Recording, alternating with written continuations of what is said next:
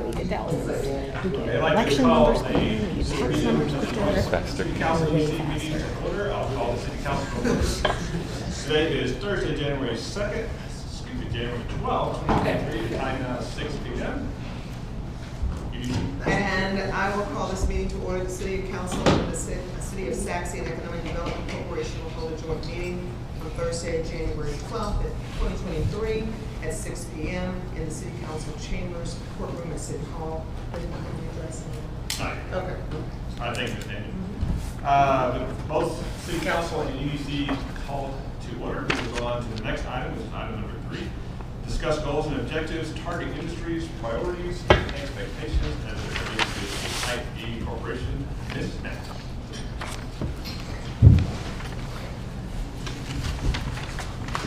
Mayor and Council, EDC board members, tonight we are having our annual, I guess you'd say, EDC board meeting with this joint meeting with the City Council.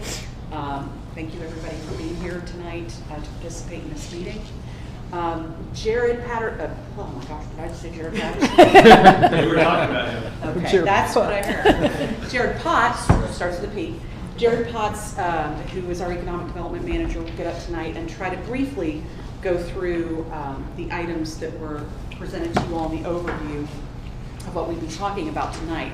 So what we're going to try to do to keep this interactive and engaging for all of us who probably had a really long day is break this up into smaller pieces. So what Jared will do is he will go through each section and try to go over the highlights of the topics and really allow this to be an opportunity for you all to have interaction and discussion. So we'll take it section by section, take a stopping point, you all have discussion, make sure we understand what you all want to do with next steps, and then go on to the next. And then hopefully at the end, we will have gone through all of the topics and staff will have direction to be able to move forward. And then we'll wrap up the open part of the meeting and move on to the executive session. So with that, I will turn it over to Jared Potts and let him do the presentation. Go back to the witness protection program. Now the field. Good evening, Jared Potts, Economic Development Manager, as Ms. Nash stated. So I'll kind of quickly go through. We sent out in the agenda kind of the topics, but we'll kind of go through quickly, and then as there are questions, whatever you all have, certainly let us know. And to Ms. Nash's point, we hope that it's an interactive discussion. So quickly, just kind of an overview, give an update on the program dashboard, discussion, clarify EDC goals. We'll talk about our target industries. The EDC board spent a lot of time focusing on target industries. We'll reveal that to the council this evening. Talk about the fund balance, financial priorities, and expectations of the EDC by the council. And we'll talk about the joint meeting schedule before convening into an executive session. So again, we'll start with a high-level overview of the accomplishments and ongoing items relative to the Saxe Economic Development Program. And quickly, this is just top 15. If you recall, whenever we went through and did the prioritization exercise, we do have some newer council members and newer board members, but we did a force ranking of action items, and this is your top 15 there, so you'll kind of see, we'll weave that in throughout the presentation, but kind of captured some of the things that we've been able to accomplish in the past year, so since January 2022. So relative to the first goal, investing in infrastructure, so we've got a couple of incentives agreements that we've been able to work out with developers. We'll be talking again about an additional incentive later. Saxe brand exposure, so doing things that we're trying to promote the Saxe brand, tell the Saxe story, whether that's marketing or going to meet with business owners or various stakeholders. Those are the sorts of things that we're trying to do. Number 2, so internal target industry analysis, we'll go through that. Communication, so using kind of professional, well-respected publications to get our messaging out there. You can see at the top the Saxe, that was a DCO State of the Economy article that we had posted.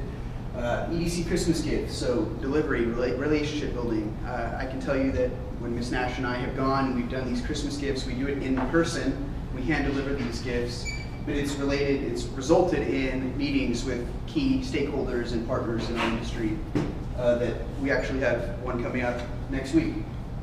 Attracting quality jobs relative to this goal. So wage and employment information is part of the incentive process. Some of the tools that we have pursued as we are reviewing incentives, we are looking at some of these tools and what the wage and potential employment would be as part of the evaluation analysis.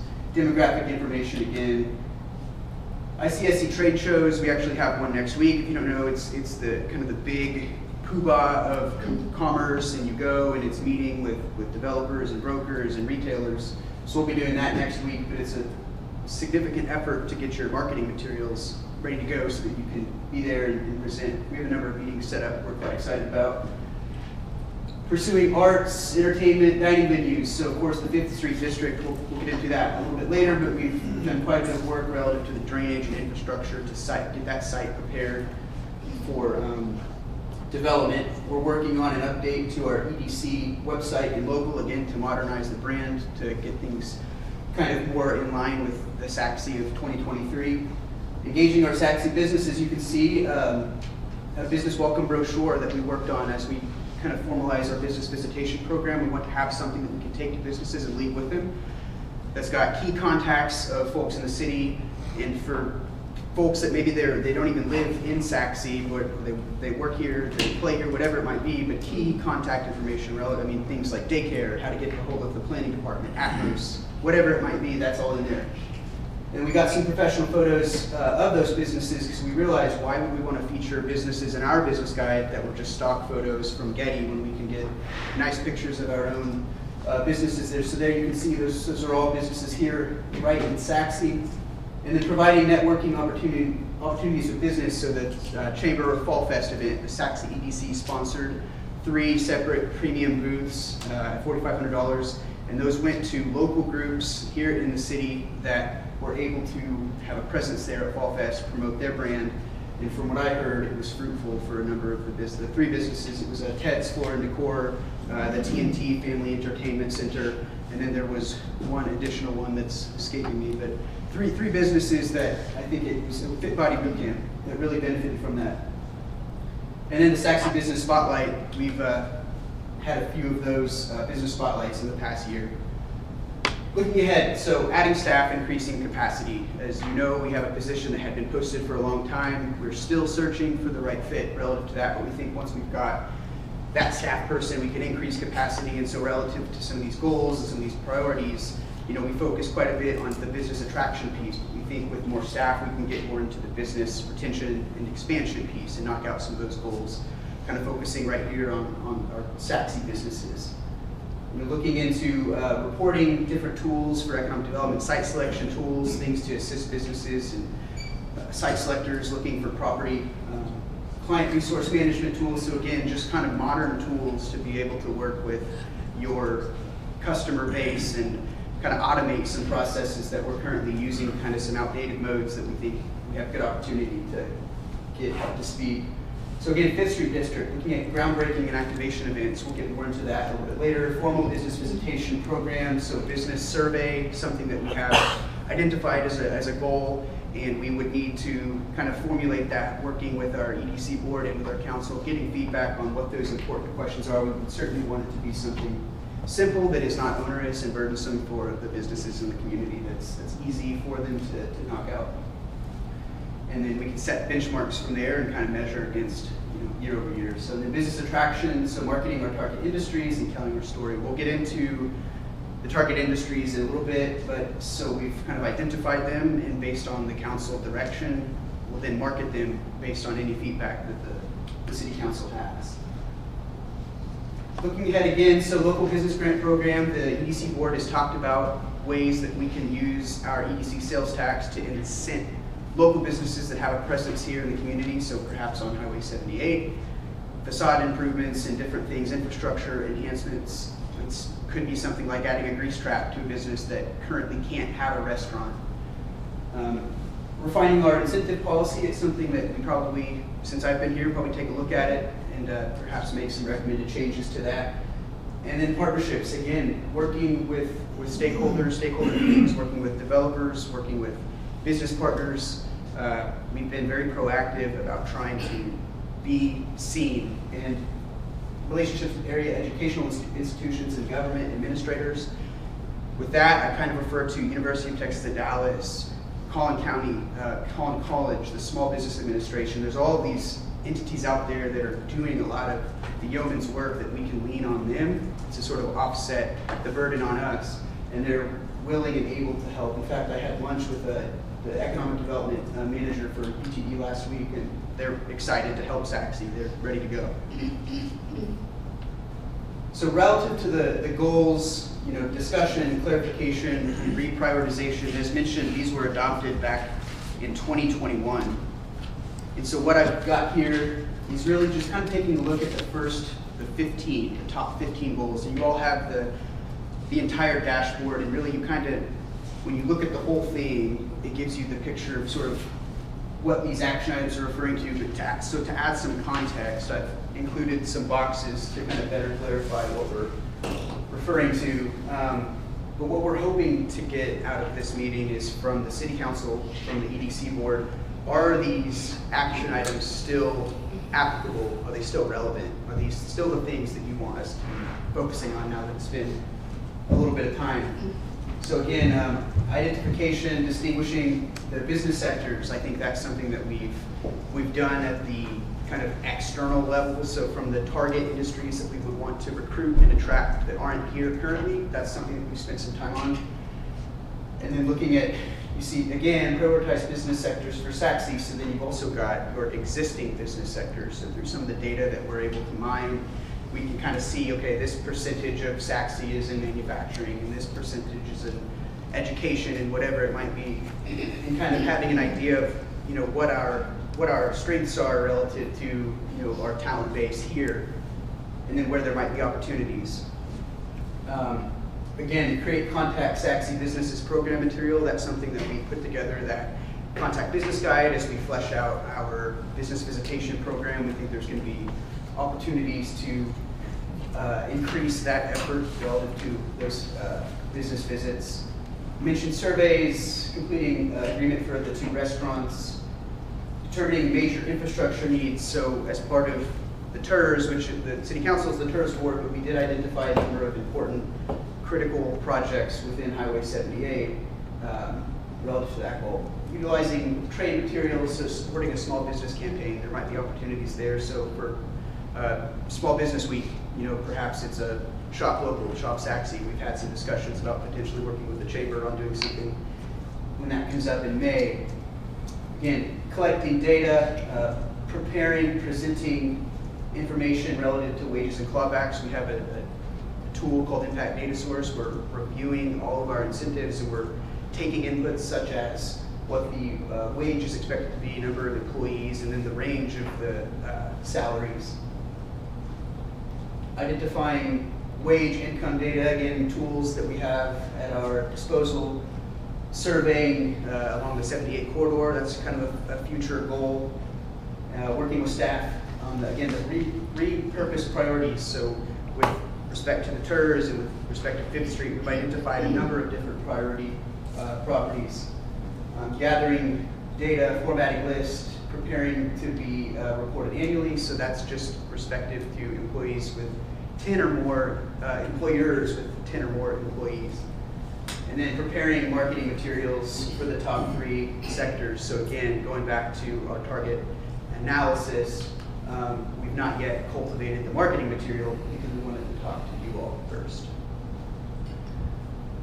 So going 100 miles an hour, but some of the questions we have, right? Does the City Council wish to proceed with the results of the internal target industry analysis? We're going to go back to that question in a minute, but just to sort of frame up as we get into that topic, kind of be thinking about, do these target industries that we're presenting relate back to the things that the council had visioned for themselves? And so some of the, I guess, questions, and to maybe get the board and the council talking a little bit is, what is a higher priority relative to some of these goals?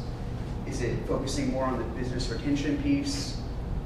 Or is it more on the business expansion piece? And so to me, you kind of have a couple different things, right? So it's your local businesses, the ones that are here, that are doing work here in SACSI. They might want to grow, or it's like the business visits, but then there's the kind of the business expansion piece, right? So recruitment, like the evolved biologics of the world. And so that is kind of a different angle relative to economic development. But you know, as we go through the priorities, and we went through them quickly, and I can certainly go back, but you know, if there's anything that jumps out to the city council or to the EDC relative to our top 15, we'd love to get that feedback from you. Jared, can you go back to, yeah, so EDC council, are we all still good with these questions, comments? Just want to make sure we get input on anything we need to change, or are these all good? It's an open forum, so speak up if you want. Yeah, I've got several questions. Jared, go back to the first page. So, prioritize business sectors. We've talked about this and we set this up, I want to say a year ago, maybe more, maybe a little less.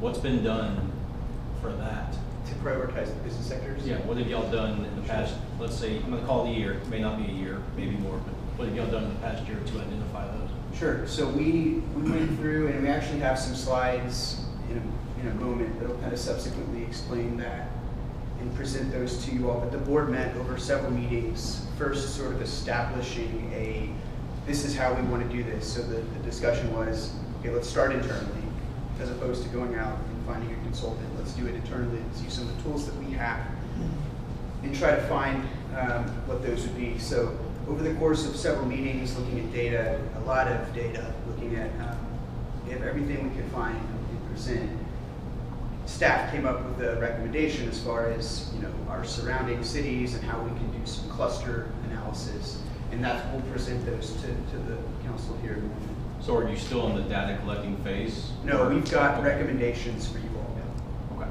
so you've got all the data you need on that specific subject, if you will. I think so. Okay, and then on the Fifth Street deal, kind of two phases of this. Investing in infrastructure and completing the Fifth Street. One of the businesses has expressed their frustration with the amount of time. Gene and I have talked about all of the different phases this property's gone through with the different developers, the different plannings, and all that kind of got poo-pooed, and we kind of started over fresh, if you will. So where are we on that? And I don't want to divulge certain information, but I mean, in my weekly update, it looks like we're close to that, and that's all I'm going to say. But yes, sir. No, great question and a fair question. So we have draft developers agreements that, pending council action, we'll be able to begin tossing back and forth. So as you all recall, we have MOUs, but MOUs aren't legally binding, it's just paper. Once we get the authorization to begin negotiating, then we can kind of start that process of you've got real teeth in your agreements and real clawbacks, and the clock is ticking for everybody to get things done. So relative to the site prep, as you recall, there was a $350,000 drainage study that we'll kind of get into in a little while, but that is about 90% design for the construction documents. And I'm not asking for specific details. I'm asking for more of priority. Where are y'all on that? Oh, sure. And are y'all discussing this project every single meeting? Is it progressing every single meeting? That's kind of what I'm asking, if that makes sense. I'd say that there's more updates, because for a while when we were waiting on some. No, that's totally fair. But I just want to make sure it's a priority in your agenda and with your board. And part two of that question is incentives, and that's not true. It's investing in infrastructure, pardon me. So I want to know where the EDC board is on that, because we talk about this project, the Fifth Street project, and there's some infrastructure that's going to have to be done. And who's paying for that? Who's willing to pay for it? How important is it to the EDC to get that done? How is it important to the council to get that done? And where are those funds going to come from? I want to know their ideals, because a couple years ago, allegedly, we were on the same page. Let's talk about getting on the same page tonight, and this is a good item for me to talk about. Is that a question for the? That would be where the EDC board speaks of.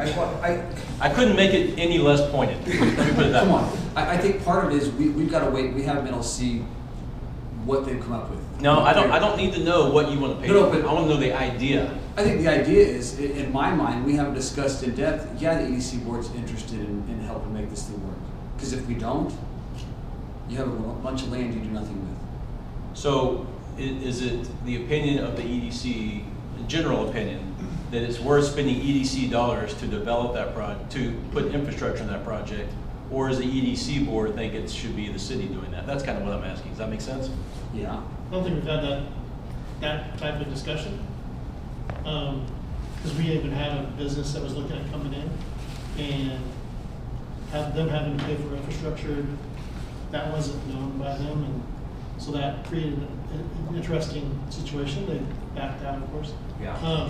So I think that, yeah, I mean, I know for myself, I want to have that discussion so we know clearly, as we're, especially in the 5th Street area, there is a lot of infrastructure challenges, and so we need to know what, you know, what is it that we're.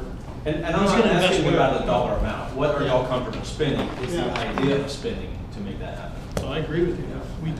We haven't had that discussion. So I guess my next question to y'all would be, why not? Why haven't they had that discussion yet? Is because you don't have the numbers, you don't have what needs to be done. I'm not putting anybody on the bus, I'm asking the question. What you just said, because we don't have numbers, we don't have idea, we just know that work's got to be done, but we haven't known the scope of it.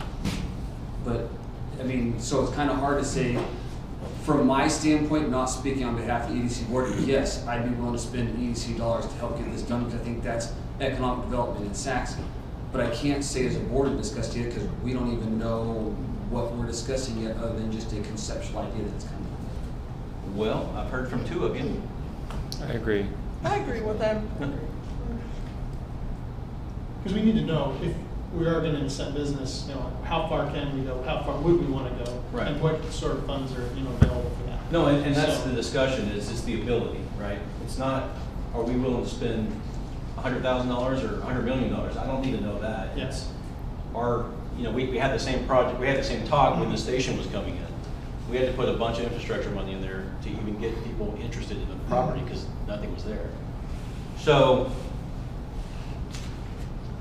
I'll go on to my next point if no one else has anything. I heard a general consensus, I mean. Yeah, I would agree. Okay. It hasn't been discussed, and Go I ahead, need to Frank. know where they are compared to where we are. Go ahead, Frank. One question, the consulting firm is doing this study. When are they to be finished with it, so we'll have something? Yeah, they've got their 90%, staff has provided, as of last week, comments on their 90% design plans. And when I say that, it's referring to the infrastructure improvements, utilities on Alexander Street, improving that, temporary parking, basically getting the pad sites ready for the first 2 restaurants on the 3324. Because they're 90%, we signed the contract, did we not have a completion date signed? Well, what's the date they're supposed to be? Yeah, they're tracking with their schedule that they presented to us. So they're still on track. So we have an attitude of what we want to do or what we might think we would be willing to do, but we don't have any specifics to determine what we need to do. We have a pretty good idea of what it's going to cost, because again, they did an engineer's opinion of probable construction costs. And so we kind of generally know it's going to be in the range of $2.5 to $3 million to do those improvements. And we know kind of generally what they're going to be based on what we've provided to them.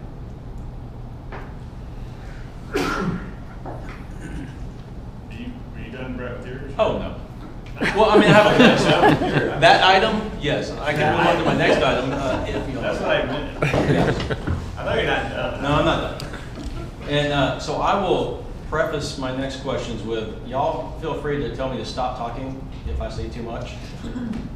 That would be Mr. Smith over there, so. No, that's more Oh, Gina. I think what his concern is. I don't want to divulge anything that. We are going to be discussing some things tonight as the EDC board and the city council in executive session about this, because it relates to an incentive for the developer. So there And will be not- some further discussion about I this. just don't want to say anything that's not public yet. Let me put it that way. Totally Okay. understand. No, So- you haven't, but I do think we will be able to answer some more of these questions during and the executive session. I'm more, as I start talking, if I start saying going down the road, I shouldn't just tell me to stop. Okay. Anchor tenants. All right. That was one of your slides. I think that's a big deal. And when we talk about the station, as they're developing their phase 2 of commercial, they have, as I understand, they have LOIs with companies coming in there, but they haven't divulged that yet because they haven't got to that point. Do we know if the station developer and the EDC and the council are all on the same page with tenants, their anchor tenants?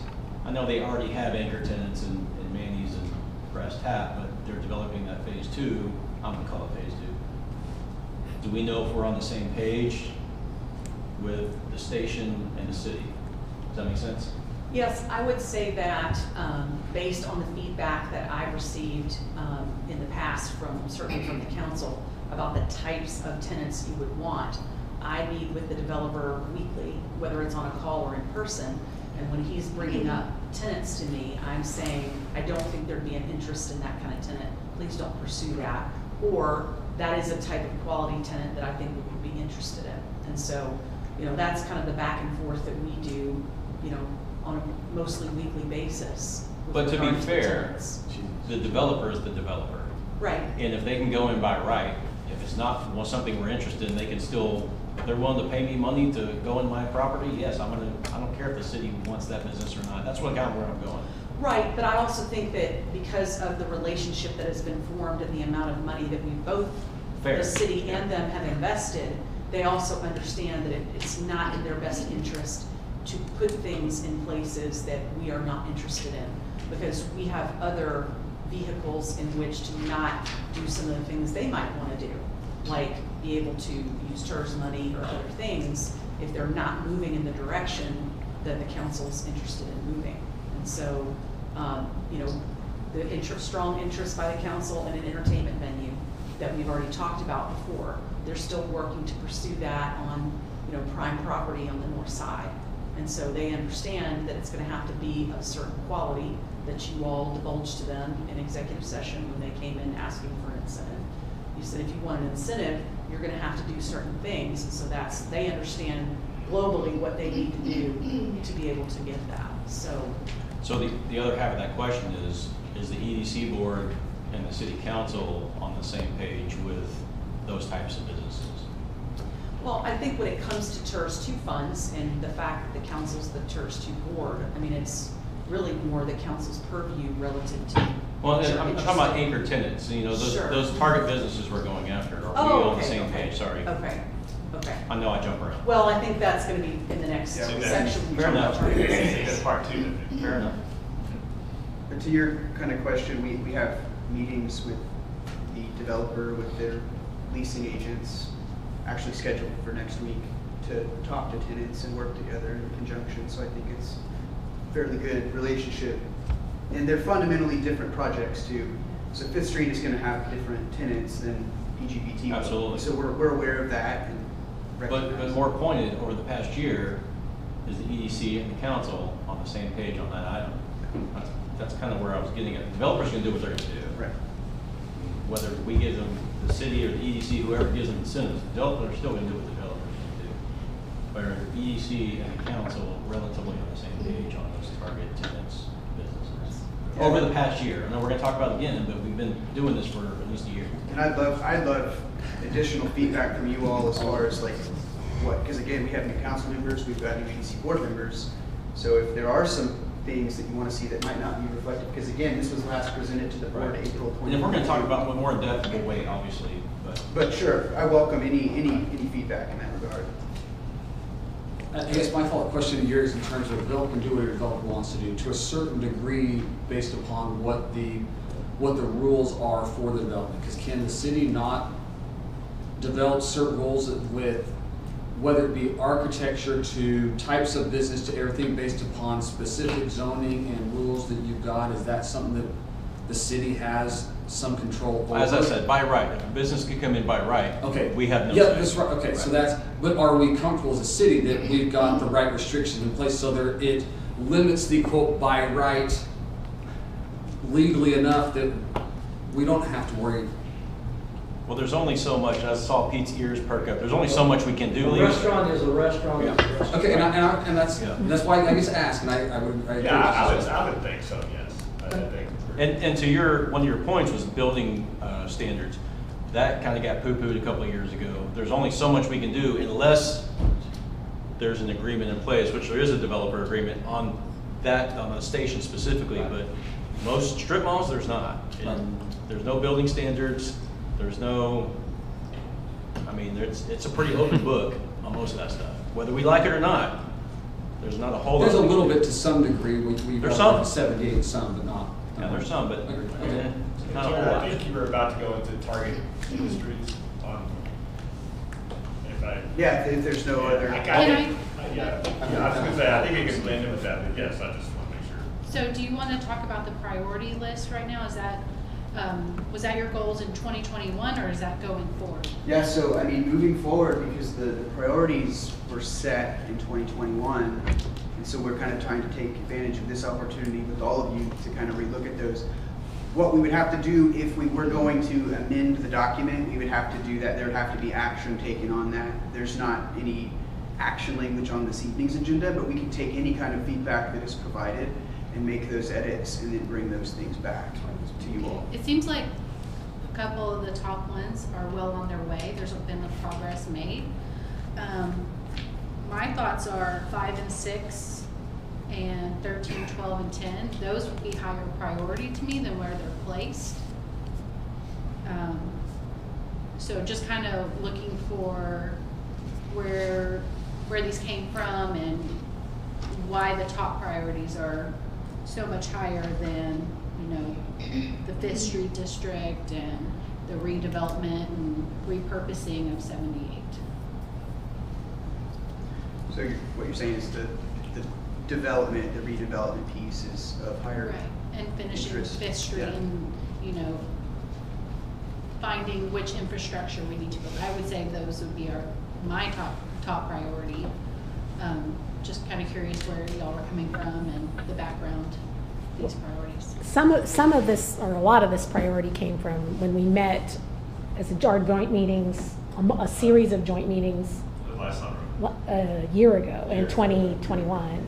And a part of the priority came up because you've got, I don't know, this many people, 15 people sitting there, and everybody had a different list, and everybody had different priorities. And then I think the consultant we were working with kind of grouped them together, and the ones that had more people having those higher came up with a priority. Now, that's kind of a consensus because we were all, my opinion, we were all over the place. There was quite a variety. There were some repeats, but we were kind of spread, and this was, I think, the priority that we could all, as a group, start with.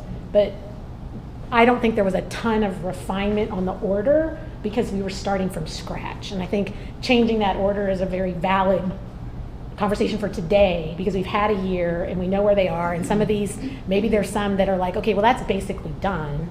And so that's, can't forget about it, but it doesn't have to be number 3, and re-rank some of these things. So if anyone else, in my opinion, if any of the rest of you have things like that, like 10, 12, 13, some other number that you think needs to be moved up, that's a discussion we should all have. So we're working towards the same thing. I know we're working all of these are getting some attention, but re-ranking them I think is definitely appropriate, or we think it's appropriate. Yeah, no, I agree, and that's why I wanted to pause there, because I want to make sure whatever order going forward, we both are okay. So, to finish your question. Yes, absolutely. Just like the contact Saxony businesses, I think that is a great piece, but I definitely think finishing the 5th Street contracts are top priority compared to that. So I just think there could be room for improvement on the priority list. Well, and as Jared mentioned, I would say that's nothing actionable tonight, but I know, for example, not speaking for EDC, but EDC could look at that at their next meeting and take actionable. Well, and it may just be the procedure we did last time with the consultant. We take the 15 and we have everybody rank them. Right, yeah. And you go rank your 1 through 15, and then we combine that and make a new list based on what everyone, because if you're 15, yours is 15 and mine's 1, then it probably needs to be 7 or 8. And if everybody thinks it's a number 1, then it probably needs to be a number 1. But that's a fairly, mathematically, a fairly straightforward thing if we all decided to sit down and do it. So short of spending all the time to do that tonight, which if that's what we feel we need to do, is it something that's appropriate for the EDC board to bring it back to our next meeting and say, we work together and say, okay, this is what we think is our priority list as we put it together. Then give it to council, so you guys put yours together to see how they match and see if we're close, or is that something, I don't want us to have. I lots and lots of would joint think meetings, having but how we think everybody we- have the list of 15 and re-rank them and just turn them in at your next meeting and let staff deal with them, rather than having, because that's very effective. There doesn't have to be a lot of, doesn't have to take a lot of time. That's your homework. Yes, more as a homework assignment than as, and then the item in the meeting be, okay, based on what everybody turned in, here's how we're gonna re-rank And then them. you'll have a facilitator. Discuss. To guide you through that. So. Yes. Okay. Does that make sense? I think that's just a No, little that's why I asked. a time saver. Because, as Michelle said, you know, these are, I don't want to use the word dated, I mean, they've been around a lot, and so it's a good opportunity to relook at everything, make sure we're all on the same page. So, if there's no other questions on that list. Oh, I have more questions. On this list, okay. The floor is yours. Go Brett. The business spotlight, that was, I can't remember which number it was on. It was on something, I thought. Yeah, we highlighted that as that on the in the front past page? year or something. Yeah, it was in the Okay, accomplishments. so what's the purpose of that? And I say that is because, yeah, what's the purpose of that? That's a good way to put it. Yeah, to engage our local businesses, to make that connection between, you know, your local government, because a lot of the times there can be a disconnect between, you know, government piece and then businesses. So the goal was there was to bridge that gap. So what's the purpose of them coming to the EDC meeting? To interface with the board and to Is have that, FaceTime. is that productive? Because I'm gonna ask you a question this way. When I interviewed most of you for the EDC position, most of you have never been to an EDC meeting before.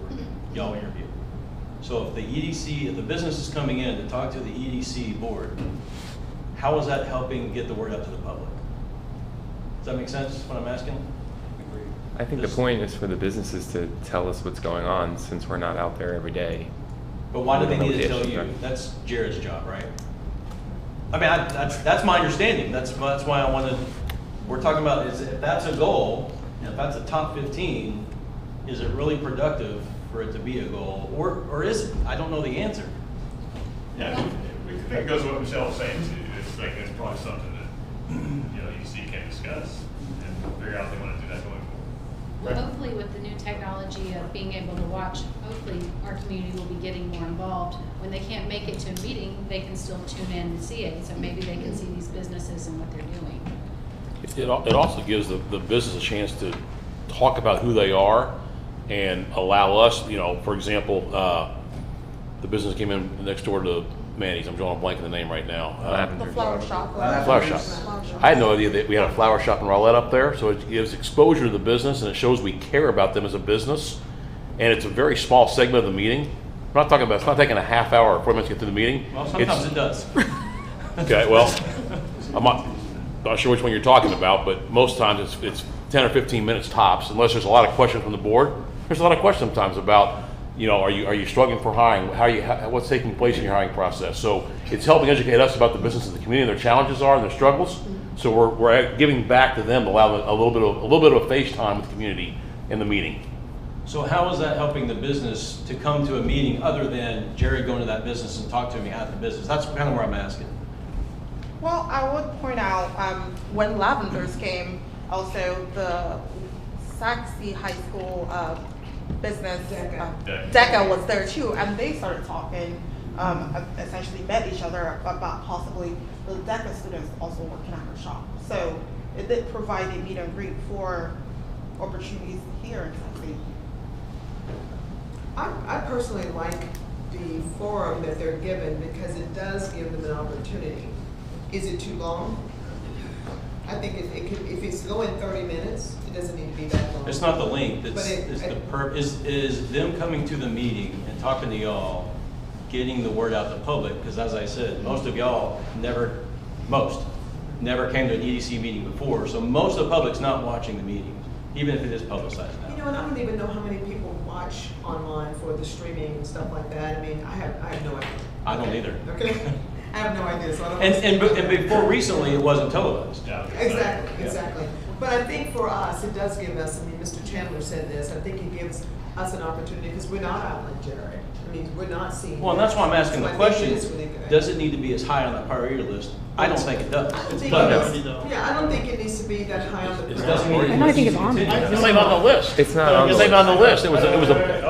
It's not even on the list. One at a time. Okay. All right, Frank, you bet again, okay? Okay, I think, as an example, Chance and I came to EDC the night that the piano repair company, never knew this was apart.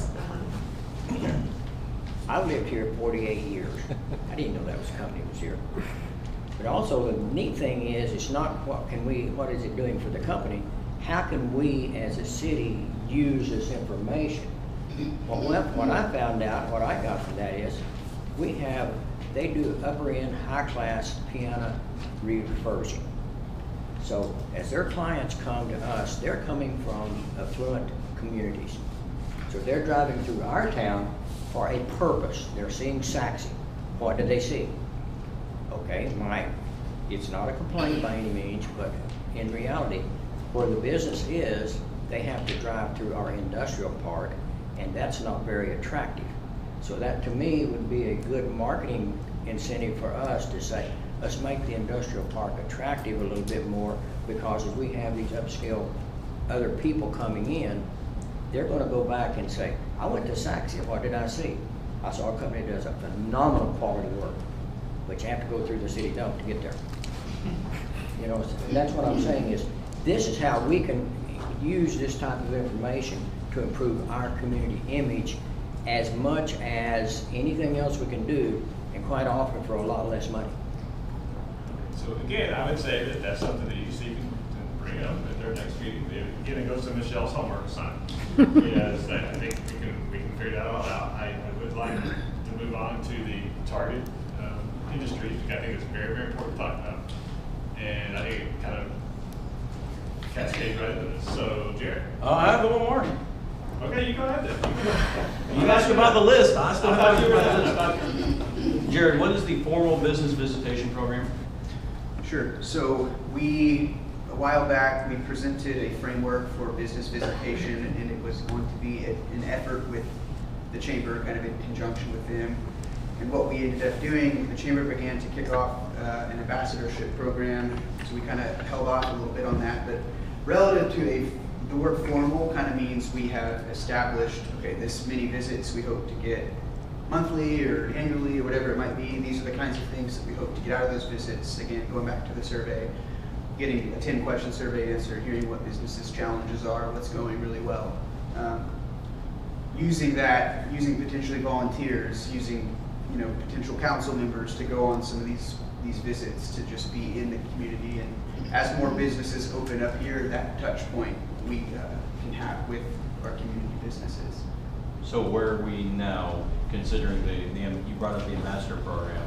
Is that something that the EDC is evolving, or are we still on hold because of the chamber? Where are we at on that?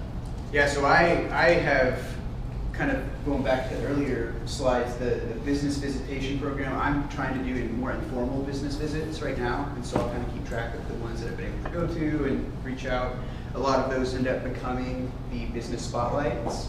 So went into Uriel's in that hymn and then invited them to come to the meeting. So what I'm hoping is, once we have some additional staff capacity, to really formalize that more and have the person that's hired kind of run that program a bit more. So that's worth pursuing and not waiting on the chamber or whatever avenue they're going to go down. I think that we can establish our program and have our framework, and if there are ways to fit other groups into that. Okay. No, I agree, but I don't think we should wait on another group to do their things. Okay. Sure. Yeah. From the board perspective, my understanding was that was just waiting to have that framework come from staff. And then, and it was going to be something kind of limited. It wasn't like going to see 100 businesses a month. No. And so that what I'm saying is that my understanding of the board was we're just waiting for that framework to be presented. We have resources that can be used, including ambassador program, but it still had to have something that was coming from staff that guided that. We were also waiting to hire a staff person as well. That's just Jared's. Well, and the reason I asked that question is he said it was on hold because of the ambassador program and staff, so is that still a priority is where I'm getting at? I'm not saying that any of these should or shouldn't be on the list, or should be number 1 or 15. I just need to understand what they are. Yeah, if and I'll take my direction from you all. I mean, if you feel that those business visitation, if that's something that should be higher up on the pecking order, you know, happy to kind of move it to the Well, forefront. I'm sure we'll all have a different Yeah. That's All right, why you Mayor, have- that's that's why all I you have have on homework. my I'm afraid to Numbers. ask. No, that's all I have for now. Check. I reserve the right. Okay, I think now I can go forward here. All right. Let's talk about targeted. Let's do it. So again, this is over the course of several meetings going back to the end of 2021 and then through kind of April 2022, meeting with the EDC board to discuss our target businesses. And so this again was a high priority as part of that prioritization ranking effort. And so what we kind of started doing, and we'll get to the target sectors, but just to kind of lay out the framework, you know, the goals for business attraction, diversifying the tax base, of course, reducing reliance on ad valorem tax, encouraging industry clusters, and ensuring local economy resilience. So again, with the pandemic, we saw like certain industries are impacted, and you know, we want to be thinking about, we don't want to over invest in just one element. Like, while the clusters can be really great, we wouldn't want to just have, this is all we're going after, and then the economy tanks and it's, we don't have a resilient economy, we can't withstand that shock.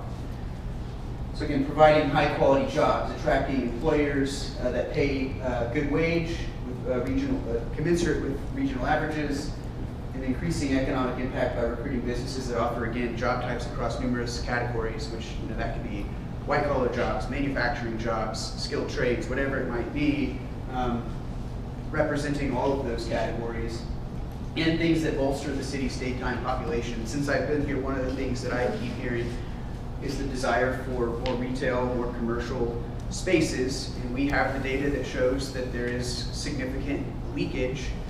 But in order to have those amenities, you've got to have the daytime population to support it, because people don't just eat out on Fridays. The restaurants don't just have people come Friday nights, they have Monday at noon. So getting, whether it's more folks in an office setting, what I think, I'm very excited for Evolve to open, because there's 300 people that are going to be right there on the PGT corridor that they're going to have to go eat somewhere. I did the same thing a month ago. Target industries, medical, health, and wellness. So again, by virtue of looking at what some of our strengths are, you've got the Trinity Medical, you've got the medical office building coming in right there. DFW in general, you have quite a bit of medical tourism and people that come, and they come here just to go to doctor's appointments, right? So capitalizing on that, memory care, for example, looking at life sciences. So again, we've got Evolve, which is an internationally significant project that's coming right here to the city of Saxe. They're going to have things that they'll need other cottage industries to support their distribution efforts, their logistical needs, whatever that they need to manufacture. Other opportunities for other kind of pharmaceutical type biologic uses, right? So DFW, the Dallas Regional Chamber, is doing a lot of work right now focusing on the life sciences. You know, if you were at the ribbon cutting for Evolve, you recall that DFW Airport is a massive reason why Evolve is here. And you know, that's an asset, although it's not in our backyard, it's close. And so again, research and development, light manufacturing, technology, high-tech manufacturing. You can see some buzzy millennial terms there, fintech and biosciences, insurtech. But when you look at what's happening in Richardson, just down the road, you've got a lot of these businesses that are doing, you know, the IT work, the Raytheons and the Texas Instruments. You've got State Farm. I mean, very significant players in the marketplace that are, you know, right here, right? So is there a way to sort of extend that telecom corridor, essentially, and capitalize on that? And then niche and specialty retail, which we'll kind of get into, but again, one of the things that we're looking at is we don't want just what every other city has relative to restaurants and to stores, right? We want something that's unique. We don't have very much land left. So how can we get something that not only is serving the residents of Saxe, but is bringing people to Saxe that can spend their money here. So again, looking at the niche and specialty retail, we have an abundance of these national chains to our north and to our south. So I kind of see that as an opportunity to attract unique users that aren't already represented in this market. A great example of that, I think, is Mo Betta's, which we announced recently. They have 2 locations in the Metroplex right now, and then their third will be in Saxe, which is a great get. And so, a lot of people have the Hawaiian Brothers, and that name is kind of proliferating, but to have Mo Betta's is they're a new to market concept. And so looking at those sorts of kind of unique users as we can.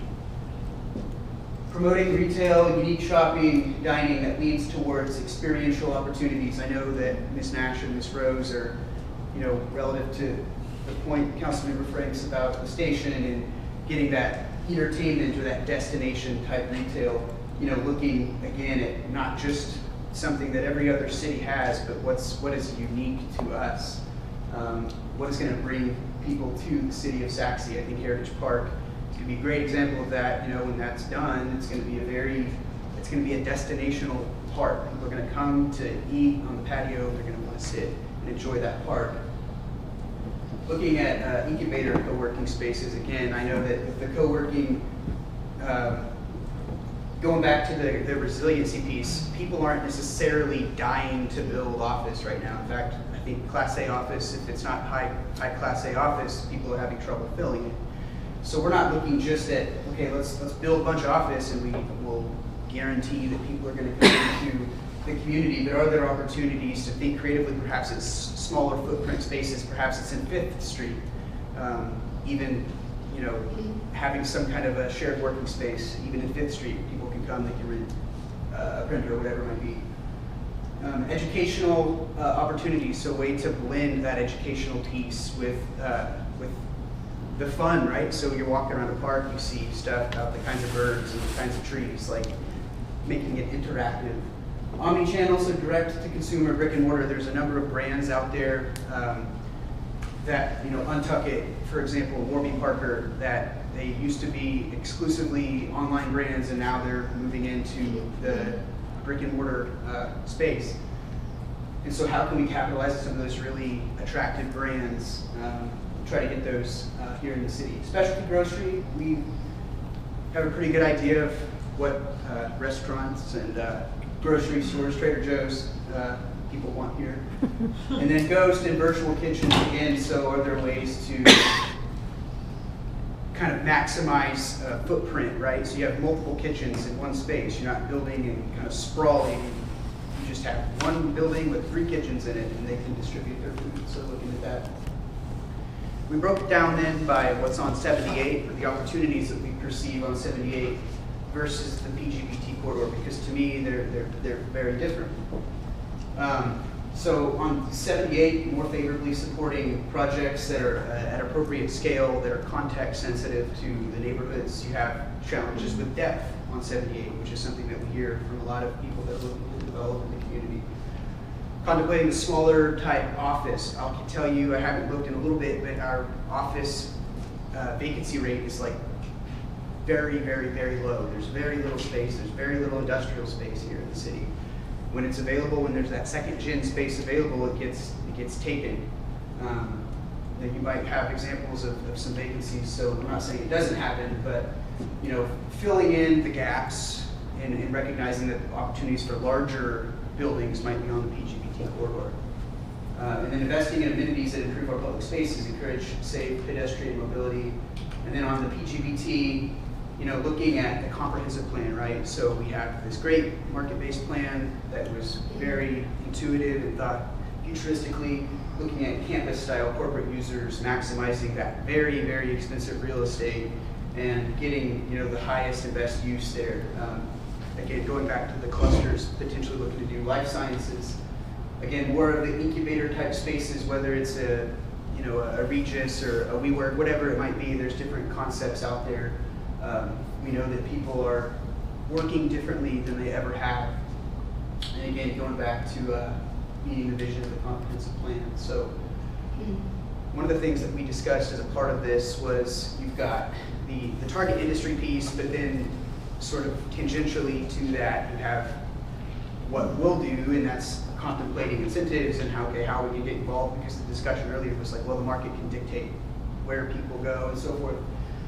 But you know, projects not directly falling within the target businesses, they aren't necessarily excluded. It's just kind of a framework that we can give. It's helpful as a staffer to have a guide when I get a phone call from somebody that's like, hey, I really, really want to do X use. And it's like, I can tell you right now that there's really very little interest in that based on the direction that we've received. And then projects evaluated for their unique unequal contribution, right? So there might be things, and we'll show a matrix in a bit that kind of frames how we contemplate which projects merit more consideration. But you might have a project that nobody's ever even considered that isn't necessarily in your target business list, but it's so unique, it's so different, it brings something so, I guess, unlike anything else that you consider it. So this is a little bit of an eye chart, kind of hard to read. Jared, let me interrupt real quick. Yes, sir. Now you're surprised to hear me. No. I'm shocked. So the incubator business, and Teddy was talking about it, you know, a couple of years ago, when you take, hey, I'm a home business and I'm ready to expand, but I'm not ready to have a whole, you know, when someone comes in as far as developmental services and say, we're going to build, let's take Bayesian Insurance, for example, and they're going to build a building, well, where they're only going to occupy half the building, and they're going to build another half of the building to hopefully sublease. Does someone ever have to make those connections and say, hey, we're looking to identify a incubator type business, would you be interested? Does that happen?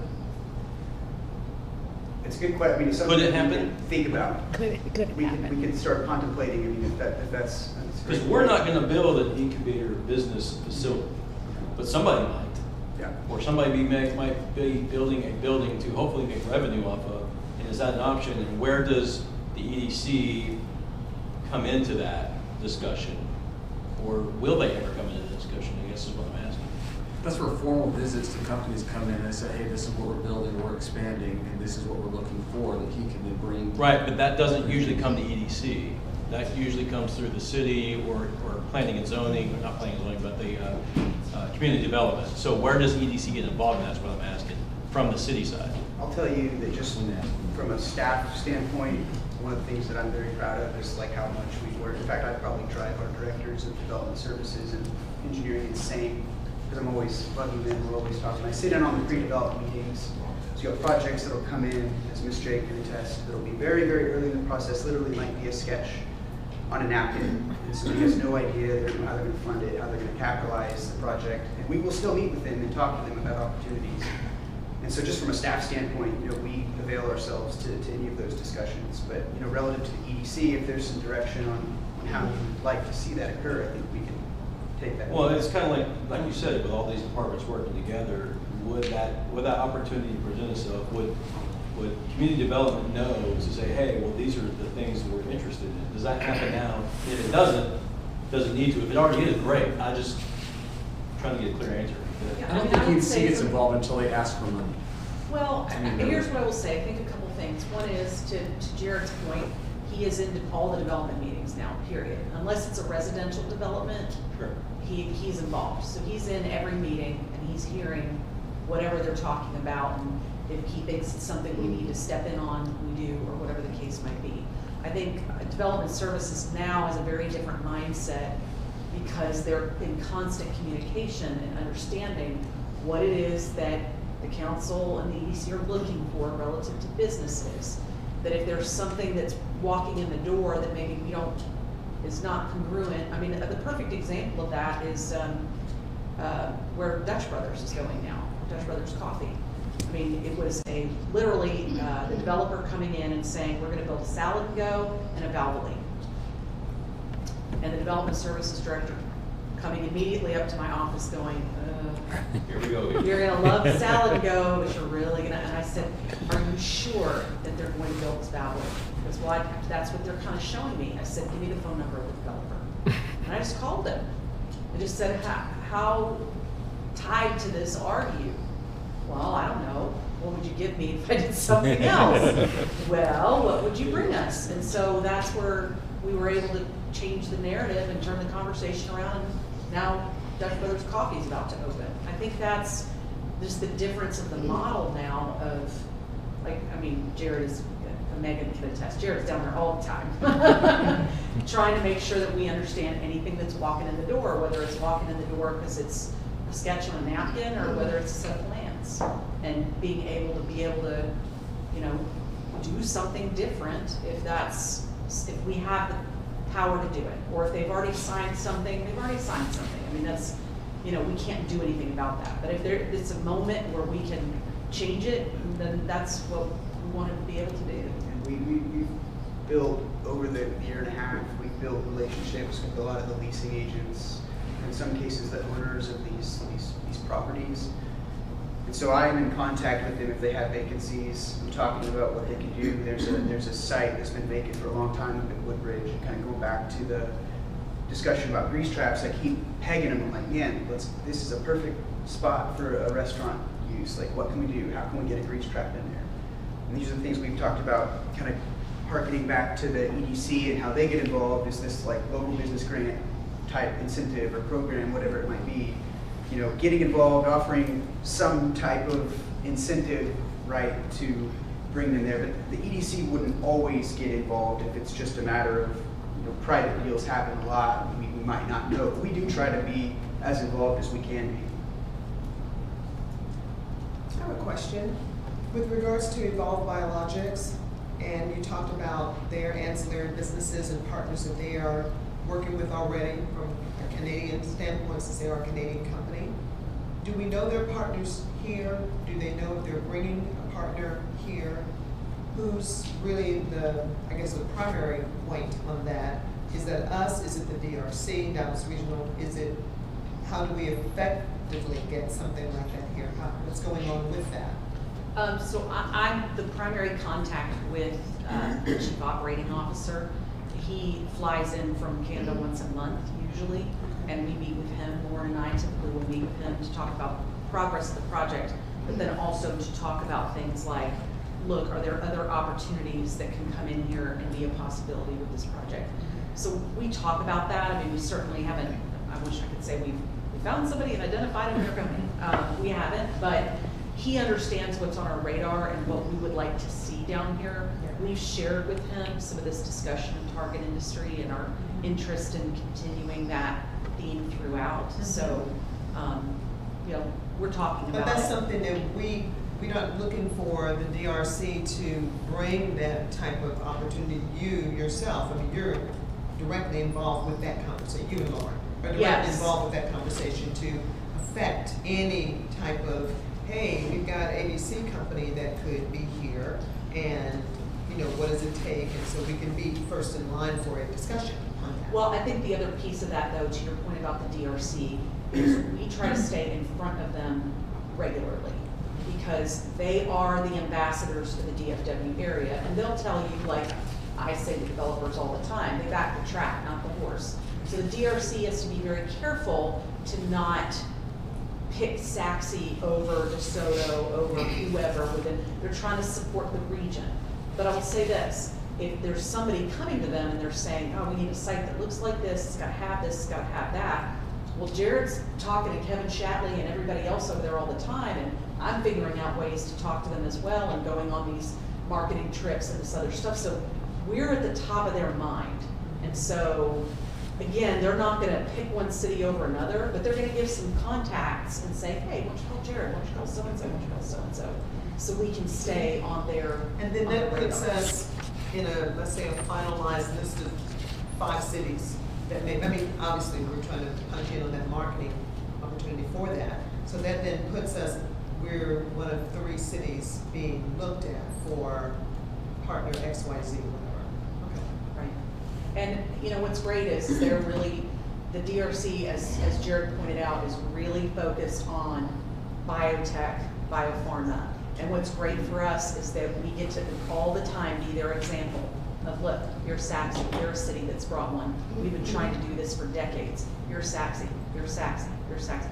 So we're constantly being brought up right now because it's such a huge focus of theirs, which is great for us because we're getting free press. And Ms. Nash got to meet the governor, and Ms. Rose went to the Dallas Regional Chamber, and they were recognized, and very, very cool opportunities. No bragging on it. Right on my boss. Let me ask another follow-up question with that. With regards to all the things that we're doing, and you're changing marketing materials over, and so it's always fresh. We've got research that we now can pull because we can pull it. So I know one of the latest things that we were doing is the neighborhood survey. Have we finished with that? Is that about to be completed? And the reason why I'm asking that is because that's what does the city, what do the people want to see? So do we It is have it? finished. Oh, okay. It is Okay. finished, and we're gonna be discussing it with the city council at their retreat. And then we will have the consultant come back in February to do a presentation for the public on what the results were.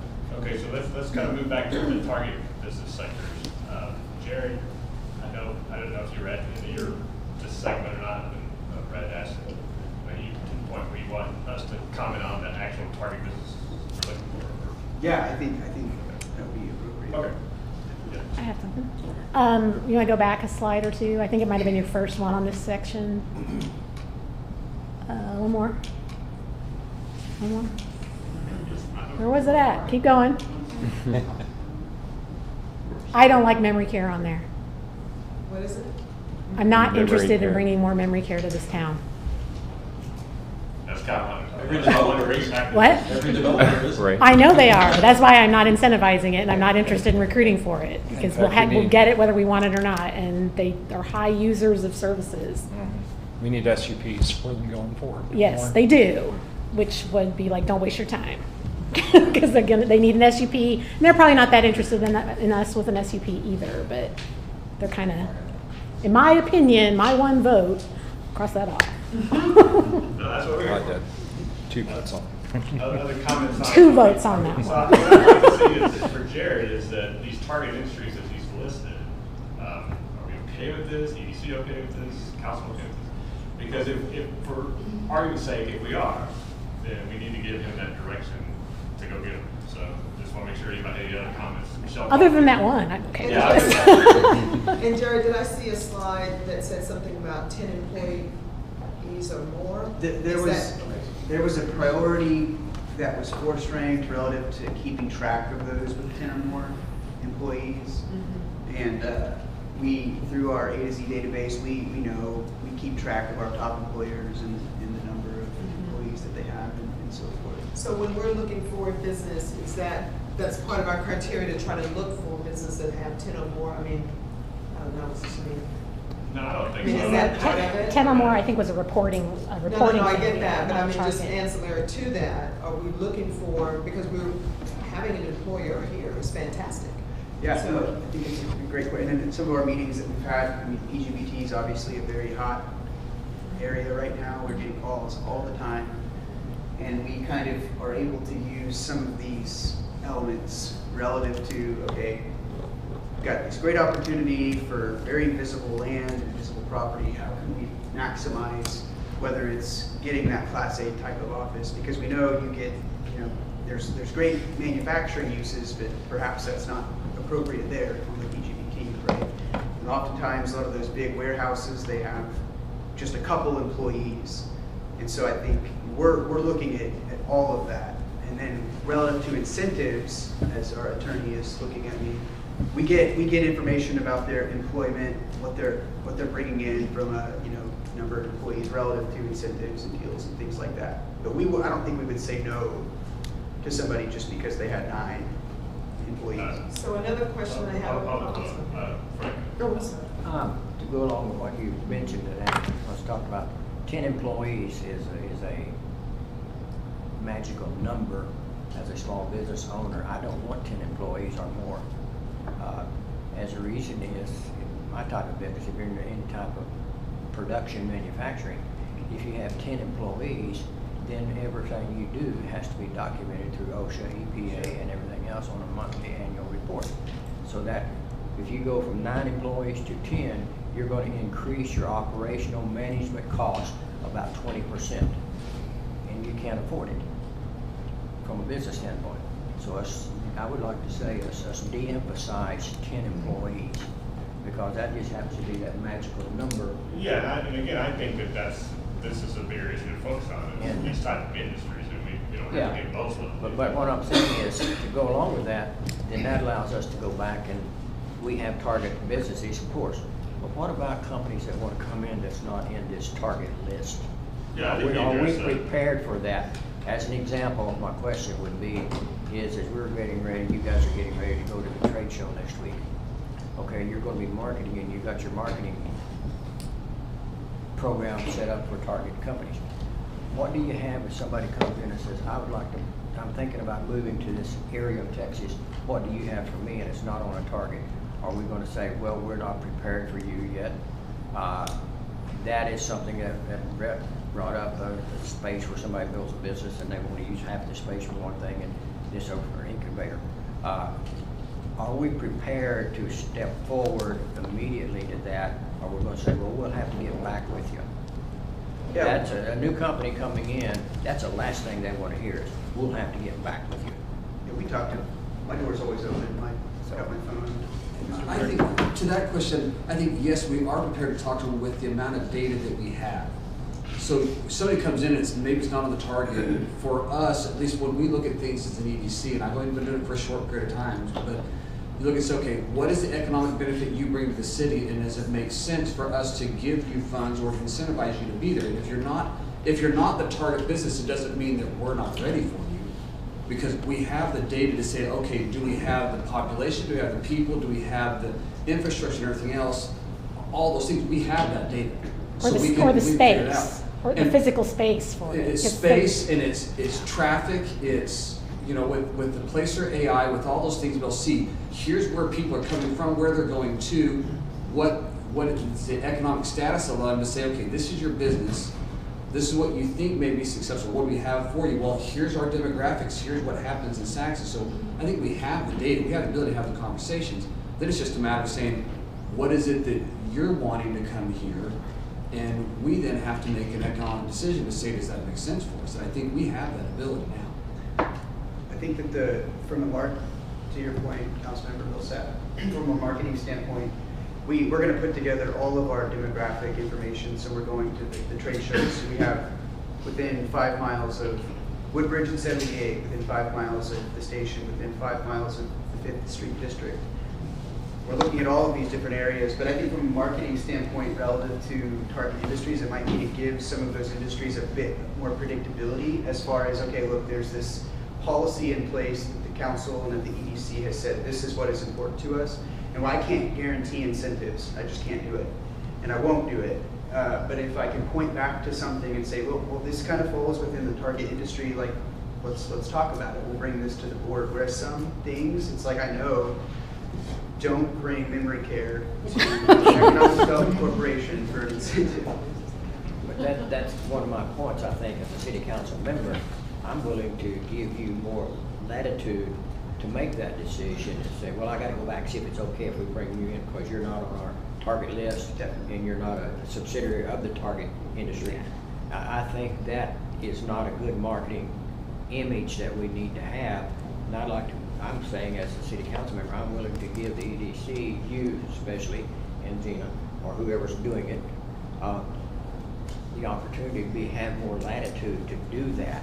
And I don't think we need to, if they come and say, we're interested in coming to Saxe, what do you have to offer us? That is a turn off to me. I'm not interested in having to buy somebody to come to town. I want them to come to town because they want to be in Saxe.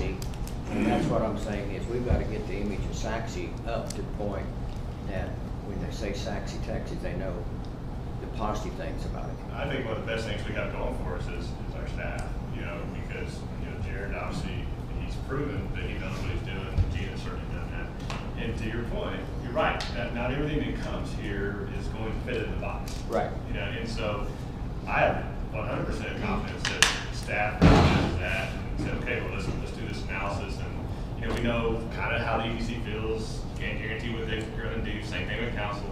Like Michelle just said, pretty sure they know what to do with the memory care. You know, that's a good point, you know. Now, it doesn't mean that, you know what, hey, we'll convince them we're coming. You know, and that's great, and they know how to navigate that too. So in that regard, I think we're in good hands. So I think, you know, target. So Jared, I want to make sure we put a bow on it for you. You know, is this the kind of feedback you're going for target, or we need to go in that direction? Or? Oh, I think so. I mean, one of the things that we would kind of dovetail back to relative to, you know, bringing something to the group is, you know, I mentioned earlier an incentive type policy. There's one out there that I think is probably a little outdated. It probably needs to be evaluated. But, you know, as we are looking at how we're going to structure potential incentives, going back to that predictability thing, right? Like, these are some of the things that we're looking for. Nothing's guaranteed. But looking at, you know, some of these things, asking these types of questions, these are the things that we'll ask, you know, just about anybody that will come in and, you know, how many acres do you have? What's your BPP? Like, all of these kinds of things. You know, for retail, what do you think your projected sales tax is? We package all of this up and present that to the board and to the council. So, you know, the next, I think, step would be bringing a more of a policy type document, and that's in the future, but for you all to take a look at and react to relative to incentives in target sectors. And I would think as far as the target, that's just giving us something that we're shooting for. But to the point, I mean, that wouldn't preclude somebody saying, hey, I want to bring X business. I mean, if it's reasonable, we would want to look at that. Because I wouldn't want to not consider other options. Because a lot of the new industries, products, there's things that 5 years ago weren't even around. And so if somebody came with something that I hadn't really thought about that, right. But if it, you know, fits within as far as, you know, the tax base, all the benefit of it, I would want to see that. I would want to consider it. I wouldn't just say, oh, well, it's not in our target, so go away. Yeah, and again, I would say the same thing. It's like, I don't think we'll ever have that situation. I think we have a staff that understands that not everything fits in the box. And, yeah, I don't think we'll ever have that issue. You know, if they feel like it's something that we could look at, we would. Right. Well, I'm just saying personally what I would expect to see. Because I'm even thinking out back to your point of, you know, when you're talking to businesses, who should they be talking with the city or whoever? I don't really care. If somebody approaches me or whoever, you know, you're trying to sell Saxy, and so, I mean, I've had that happen to me recently, and a couple of them was like, oh yeah, they're thinking, oh, I gotta go talk to the city about this, and then, you know, I heard something about EDC, what can happen? And that just kind of, now that opens up a conversation to say, oh, well, you probably would want to have a conversation with Jared, and here's some things to expect, you know, and give him, you know, what, I'm giving you my opinion on your business, but I would definitely go and now talk to these other people. I would see that happening, and it's somewhat organic, and that's fine. And then it would eventually maybe lead to something that's more, you know, structured in that conversation. You hope so.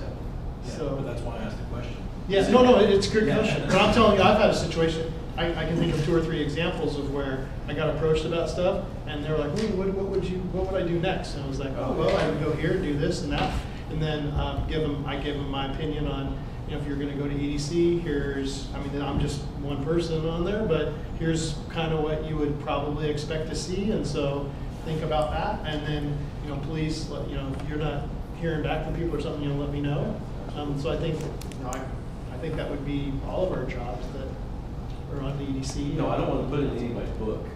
You know, I multifacets, but are the multifacets happening? That's what I want to make sure is the opportunity there. And if it's great, if it's happening and the opportunities there, great. If it's not, then we need to change something. Yep. I think we're talking about a couple of different things too. It's maybe worth pointing out that there's the reactive part of what we do, but then there's the proactive part, right? So when we're talking target industries. Well, that's my next question. So you have healthcare No. there then. So if it's a target industry, what are you doing? What's the EDC doing? As one of their targets, are you going and talking to healthcare facilities and trying to get them to come here? Or is that just when they do come, oh yeah, we really want that type of business? I think it's both. But I think we needed to get sign off from you all that that's what you want. And then the idea was that we would create market-specific materials for when Jared is talking to those people about what we have to offer relative to, you know, healthcare or any of the other areas that are on the list. And that's what I'm asking. We identified this list. What do you do with this? What's the purpose of this list? What do you do with it?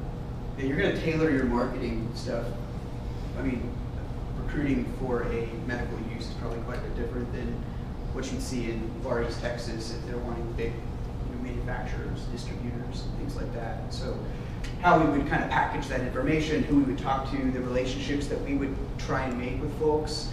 Again, I mean, I had breakfast with a guy the other day who is very, very focused on the industrial flex space and have contacts in that realm. And so, I mean, I know who I can go to and ask questions to, and these people know way more people than I do. And so that's kind of what I'm thinking of, is I'm going to pursue these relationships and maybe not as much focus on, you know, this other, again, the memory care space is the example I use. But that's how that's what I understand, is we're developing this list.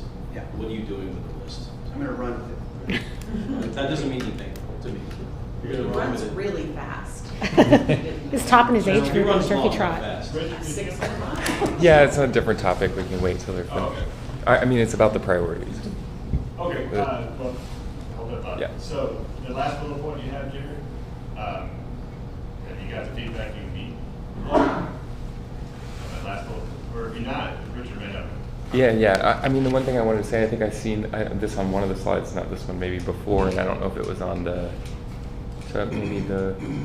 like this one, for example. So these ones that you have here on bullet number 2, are these just generally something that's on, this is everything that's included in what you say niche and specialty retail, and I'll bring this up just because I know nobody wants to hear this, but like when I'm talking to anybody that lives in this community outside of this room, the number one thing I always hear, especially among people at the station, is because they were sold one thing when they moved in there. A lot of the salespeople told them that there would be some sort of grocery store that was coming nearby, somewhere close to the station, and a lot of people were expecting that. I mean, I know that that's not the case, but my question is, do we even have room for a specialty grocery store in Saxe? I know that there's a lot of restrictions, especially with like Trader Joe's and other specialty stores, but you know, that's what I hear a lot of other people saying they want to see in Saxe, because you know, right now you have Walmart and you have Kroger, and if you don't go to either of those two places, like I myself, I drive to Plano and Raleigh and other places to do my grocery shopping. So I was just wondering, like, is that something we're really focused on? Is it something the council has considered? Do we even have room to bring something like that here?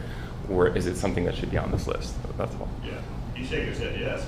Yeah. I would say yes. I mean, if you go back to your other slide, the overarching slide, the category. There you go. So I think, again, that fourth bullet point goes exactly what Richard's saying, is that, yes, the EDC council and staff recognize that those are things that we do want to see covered. As you alluded to, they're not as simple as that a lot of times, but that's okay, because, you know, we always know we're going to have challenges in getting stuff, because if they weren't challenging, everybody would have, you know, and so it's just like with Evolve. You know, we were very fortunate to have a lot of good partners, the staff, you know, cultivated all that, and we got something that's very unique. And so, my answer to your question is yes, it is something that we're always striving for. Whether all the chips fall where they may.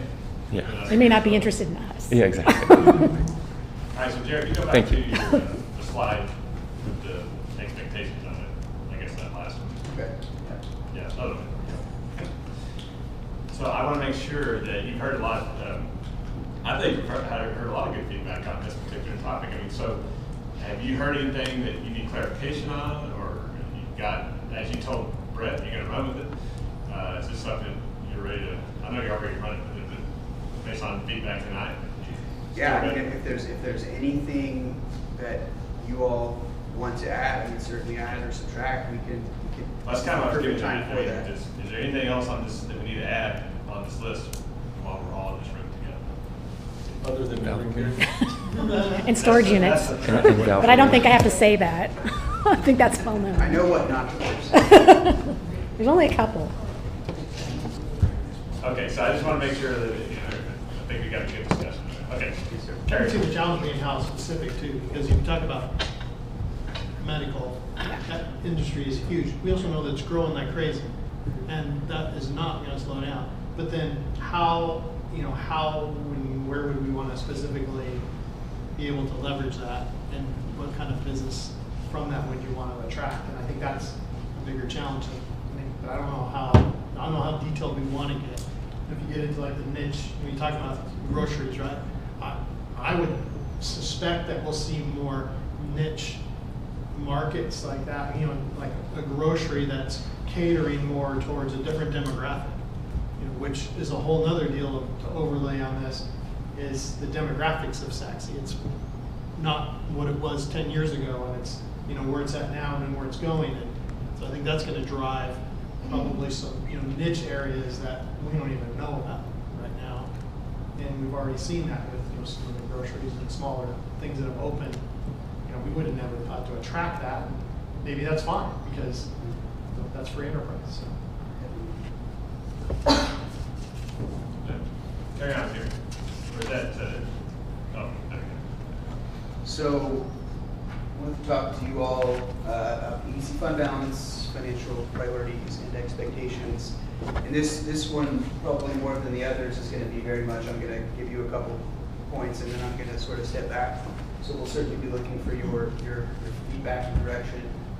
I wanted to first start with an overview of the fund balance and kind of where we're at and summarize. So this is as of December 31st, a simplified document. If you ever talk to accountants, this is, you know, you can see cash and investments, that's liquid, we could have that tomorrow. The receivables, so again, sales tax, the state, comptroller, you're receiving that a couple months after the fact. It's collected, and another receivable tips. So there's $504,000 from tip 1 that is going to be eventually paid back to the EDC for the water line project that was done several years ago. And so that 504, that's receivable. And in land, you can see, so the EDC owns property in the 5th Street District. And at the time of purchase, it was about $2.3 million. So it is an asset.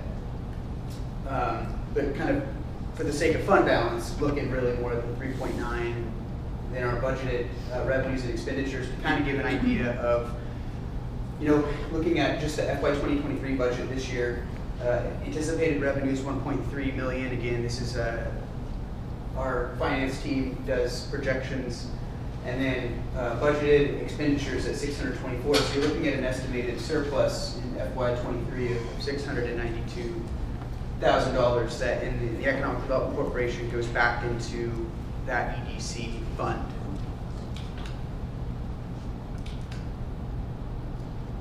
So as I mentioned, you know, what we're seeking is priorities relative to the fund balance, how we want to see that spent. You know, from a staff perspective, we do things, we're lean, we try to, you know, be fiscally responsible and the whole thing. But, you know, going back to the whole discussion of infrastructure and where the priorities should be, 5th Street was mentioned earlier. Do we want to be more proactive relative to getting sites more shovel-ready for development? So when you think of economic development, authorized projects, you're thinking more horizontal work, utilities, parking, drainage, that sort of thing. Land banking, purchasing property, environmental remediation, perhaps. So those are some opportunities that the Economic Development Corporation has relative to how they can spend their money. And then, you know, thoughts on future budgeting. Again, you can kind of see what that delta was between the projected surplus, right? So the thoughts on the fund balance coupled with what we've got coming back in as a surplus. You know, any direction that you all are wanting to provide, because again, when we're kind of looking at our budget, it's, I think, we have opportunities, but we're not incorporating those incentives into our budget process, right? We kind of use our fund balance, go and tackle it that way. So yeah, that's kind of our question for you all, is how do you want to see us use that fund balance? Well, I will say that it's very important to me to make things shovel-ready, or the potential. We all know, on council, we know how long it takes for freaking design work. It takes a year to get a road design, and hundreds of thousands of dollars usually. and we're not talking about that money and that big of a project, but I mean, in Fifth Street, you know, what are we doing with water retention or detention? You know, that plan needs to be set up, whether the preliminary plans, whether it be the engineering, whatever needs to be done. I mean, I'm not saying you gotta put the water lines and the sewer lines in yet, but we need to know what needs to go in there and when. And if it takes money to do the studies, or do the engineering, or do the planning, that can be done, and it won't cost you $3 million to put the lines in, but it may cost you $100,000 to get the plans ready, if that makes sense. Because that'll potentially cut off, you know, 6 months of planning in a year once it's ready. Yeah, so you're talking kind of coordination between EDC and city in terms of capital projects. And Well, I mean, if your goal is business retention and new business development, if we have a place like Fifth Street, or a place, the one off 78 on the north side, that little pie-shaped piece, right by Hooper? On Ranch. Yeah. I mean, is that shovel ready? I don't know. It may be, I just don't know the answer. So is there something that needs to be done there? Because that's one of our potential target properties to develop. Is that shovel ready? When that developer comes in and is ready to go, we're like, oh, wait, we don't have any sewer water there. We got it close. We got to do the drawing, so it's going to be 6 months to a year before that's ready. Is that something we need to be working on now? And I think that's a great place for EDC funds. You know, I like your thought on that, because good. I don't, well, I mean, you know, I think, you know, what was it, $692,000 is a surplus? If that was the number, yeah, okay, just in 23. projected for 23, right? Why are we, you know, sitting on that kind of money if something could be done more proactively? Because I think that that would be a better use, and time-wise. I mean, there's a lot of things that's affecting supply chain, inventory control, things like that. So if we could get ahead of that, then the other question I would have, is there a minimum amount that we should hold? Because you don't want to spend everything just for what, rainy day, just in case, whatever. So I think we need to be prudent about the amount that's there. So is it half of that? Is it 2/3 of that? What is that, so we don't spend down to nothing and be able to have something for that rainy day opportunity? So is there a number that's a magical number that needs to stay there, but we can work with the rest of it in mind so that we can be proactive for things? Excellent question. Yeah, it's a great question, because when that incentive does come for $2 million, and you only have 125,000 in there, Yeah. like, oh, I'll give you 25 cents. Here you go. Well, and I think also to just be top of your mind is that this is taxpayer money that we've taken out of sales tax, and that the folks in town have an expectation that we're actually using that money for economic development. And we're not just holding on to it. And that we're doing it in ways, I think we're all very aware, EDC is probably as aware as council is, of what the types of things that folks in town want to see happen. And rather than sitting on fund balance, maybe we start doing some concrete changes or property acquisition to make something on 78 deeper that it can be developed. Or we deal with one of the storage units on 78 that maybe could be gone through the EDC, wiped clean and put back on the market. Or the stuff on DeWitt, if that ever came up for sale and we could use taxpayer money to clean it up and get it back on the market so it could be done something that wasn't a junkyard or whatever you want to call that. But there are opportunities that I think the taxpayers of this town would expect to see, rather than having that sort of fund balance. Because we have some fairly, I don't know how doable all of them are, but there's some low-hanging fruit here if we're willing to make it a priority. Well, speaking of Something low-hanging on fruit, that list. do we have a low-hanging fruit list that we could immediately tackle with some of this? Put it into action, you know? Yeah, there's some things that I won't say out loud because of, you know, it's good to have some So the I was answer gonna- is Yes. I was going to say, like, you know, coming into the EDC and being relatively new to it, number one of my first questions was, why do we have all this money we're sitting on not doing anything with?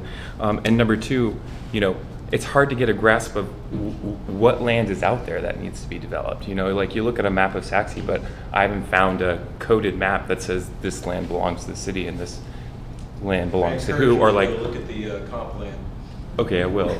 But because we identified like the property I was just talking about. Mhm. That's identified as a future area of commercial that we want to develop. Catalytic. Yeah. Yeah, but like which ones have the infrastructure work and which ones don't? Like I have no idea. So we don't even know like where could this money be spent until you mention it off the cuff and we're like, oh yeah, that piece of land, that makes sense. But there might be nice to have a list. Is that something we'd like to see staff come up and give us a list? Say here's where I think some opportunities should be and we Yes, should I think consider so. that. Yes, I think You have so. a great resource right there. I mean, because they're the ones getting the list of potential businesses coming to Saxe and what they need to be able to. Or what they're break- asking for. Break ground. So what can we do to get there faster? Yeah, so I'll just give kind of a very theoretical and hypothetical example, but you have a lot of the smaller businesses, they can't capitalize the major infrastructure costs that you're going to have to build your portion of the right of way. Well, like Fifth Street specifically. Fifth Street's an There's excellent some- example of yeah, there's that. some cost prohibitive. It would not have projects. probably been as successful if we were to say, hey, you're going to come and you're going to do all that. It's just harder for the smaller folks. So whenever you have those shovel-ready pieces, I mean, there's areas around town we get called all the time, and it's like, well, there's not a CIP project there. There might be some opportunities based on what you're bringing. So we do kind of know what a lot of those key pieces are. And I think, again, based on the direction from all of you, we can, start to bring those more proactive discussions to the EDC and the council.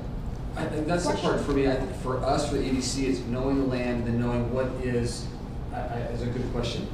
What amount are you comfortable being left with? Because Saxe, we don't have a lot of land left. So it's not a matter of, well, I got to save this for 30 years from now because I got all this other land to build. I got all this other land to develop.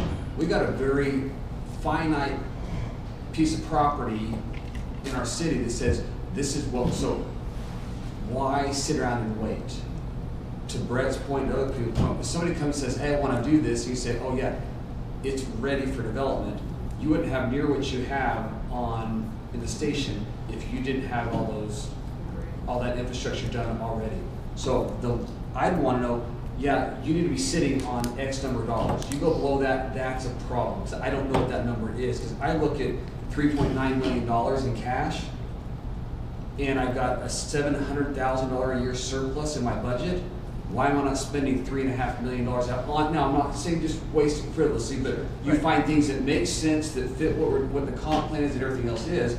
Because if I can turn that into revenue generating properties or businesses, my annual surplus just went from 700 to $1 million to $1.5 million to whatever that number is. And I'm throwing numbers out there, but I don't see why we sit on the dollars if we can. If you're going to sit on it, why are we collecting it?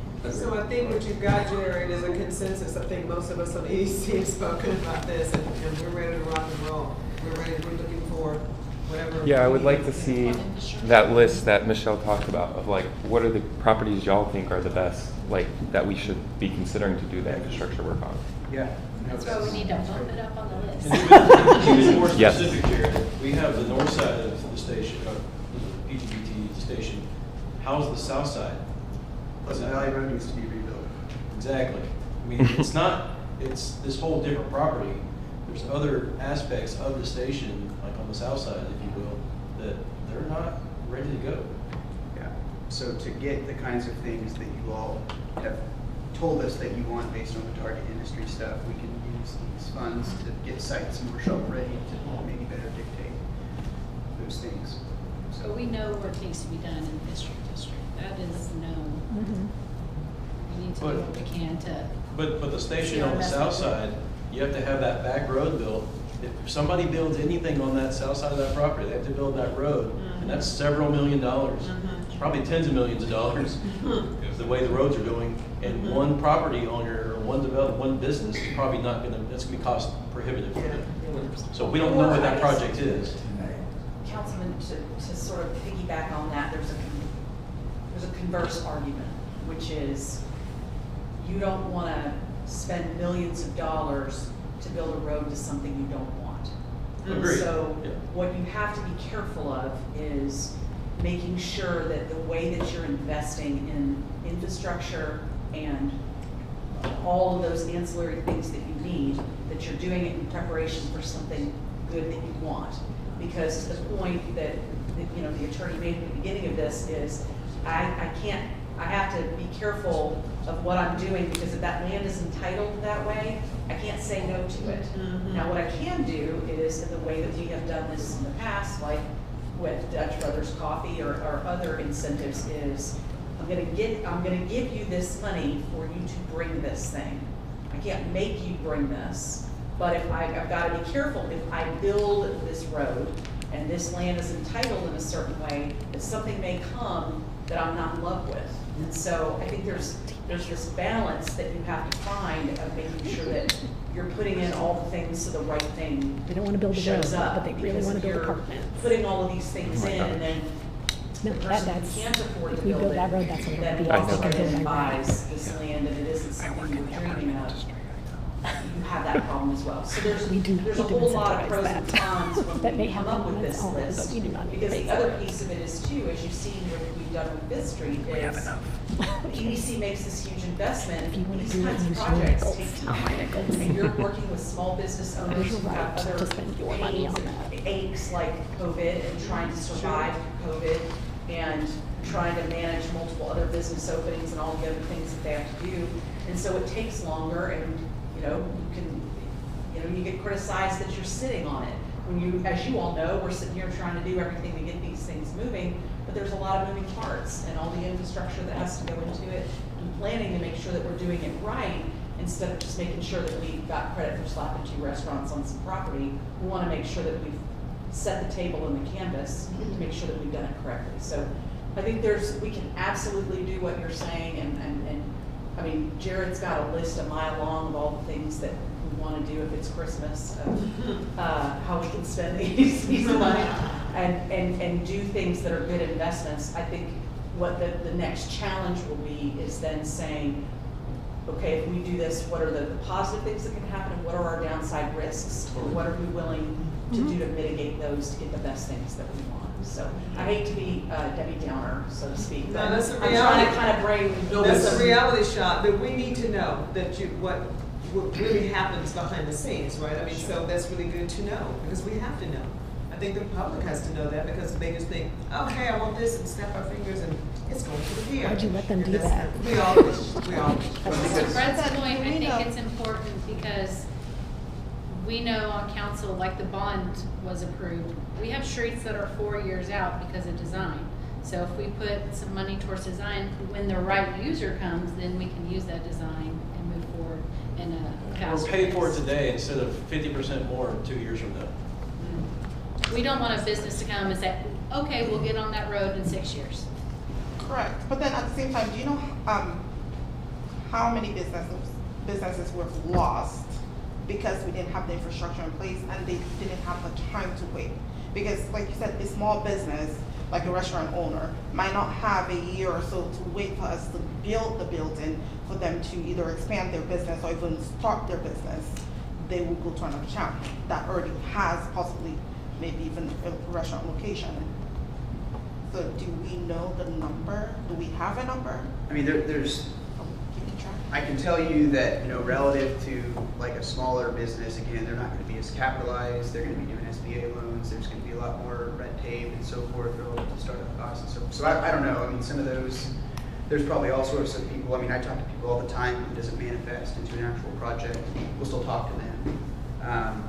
But what we can do, I think, is we have a really agile team, we work well together.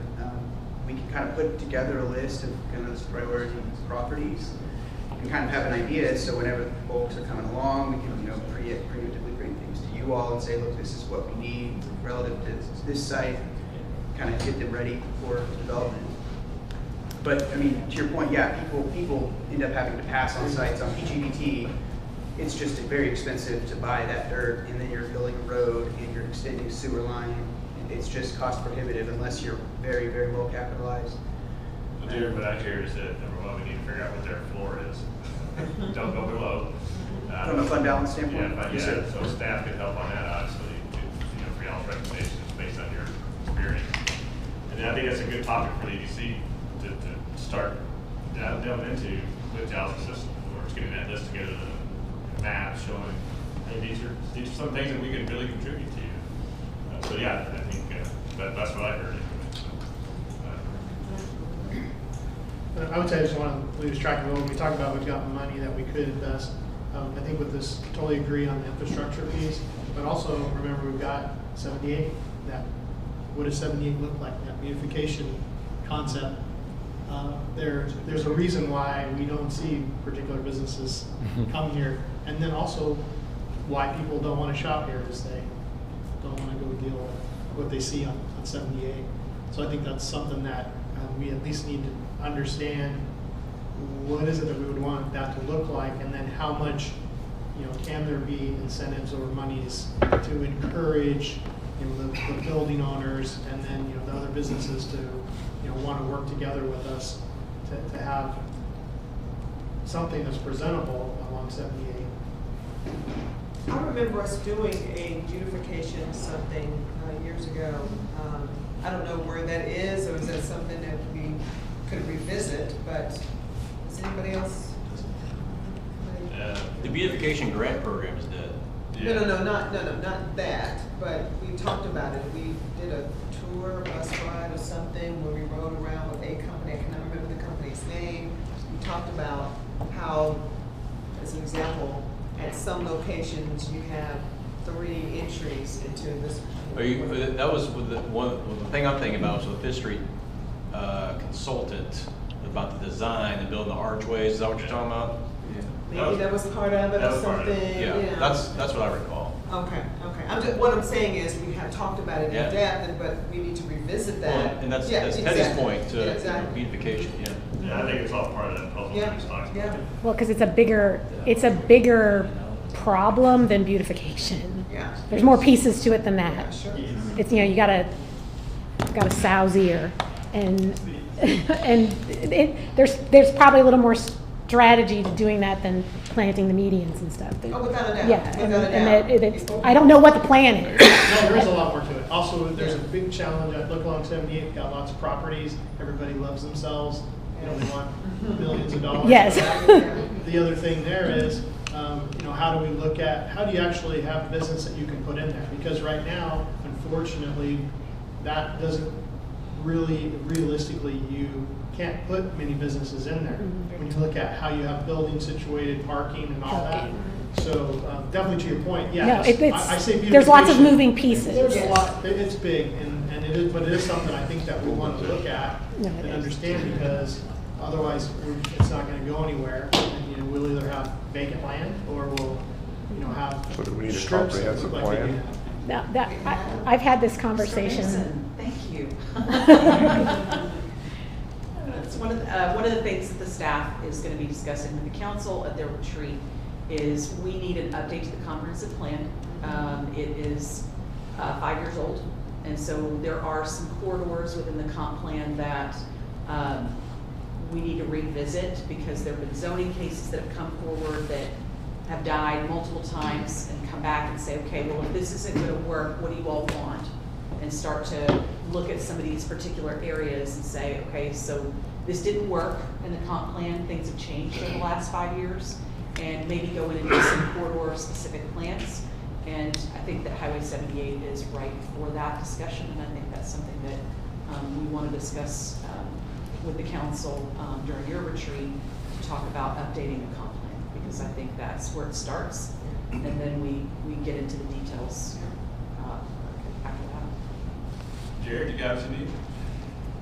Is this our last topic? I guess I'm not sure. I wanted to just comment on the budgeting, just from the being on the board, is I think that I would want to see us go back through the budgeting process, because when we approached this previous fiscal year, we made some very broad assumptions and approvals just because there were things that we didn't know.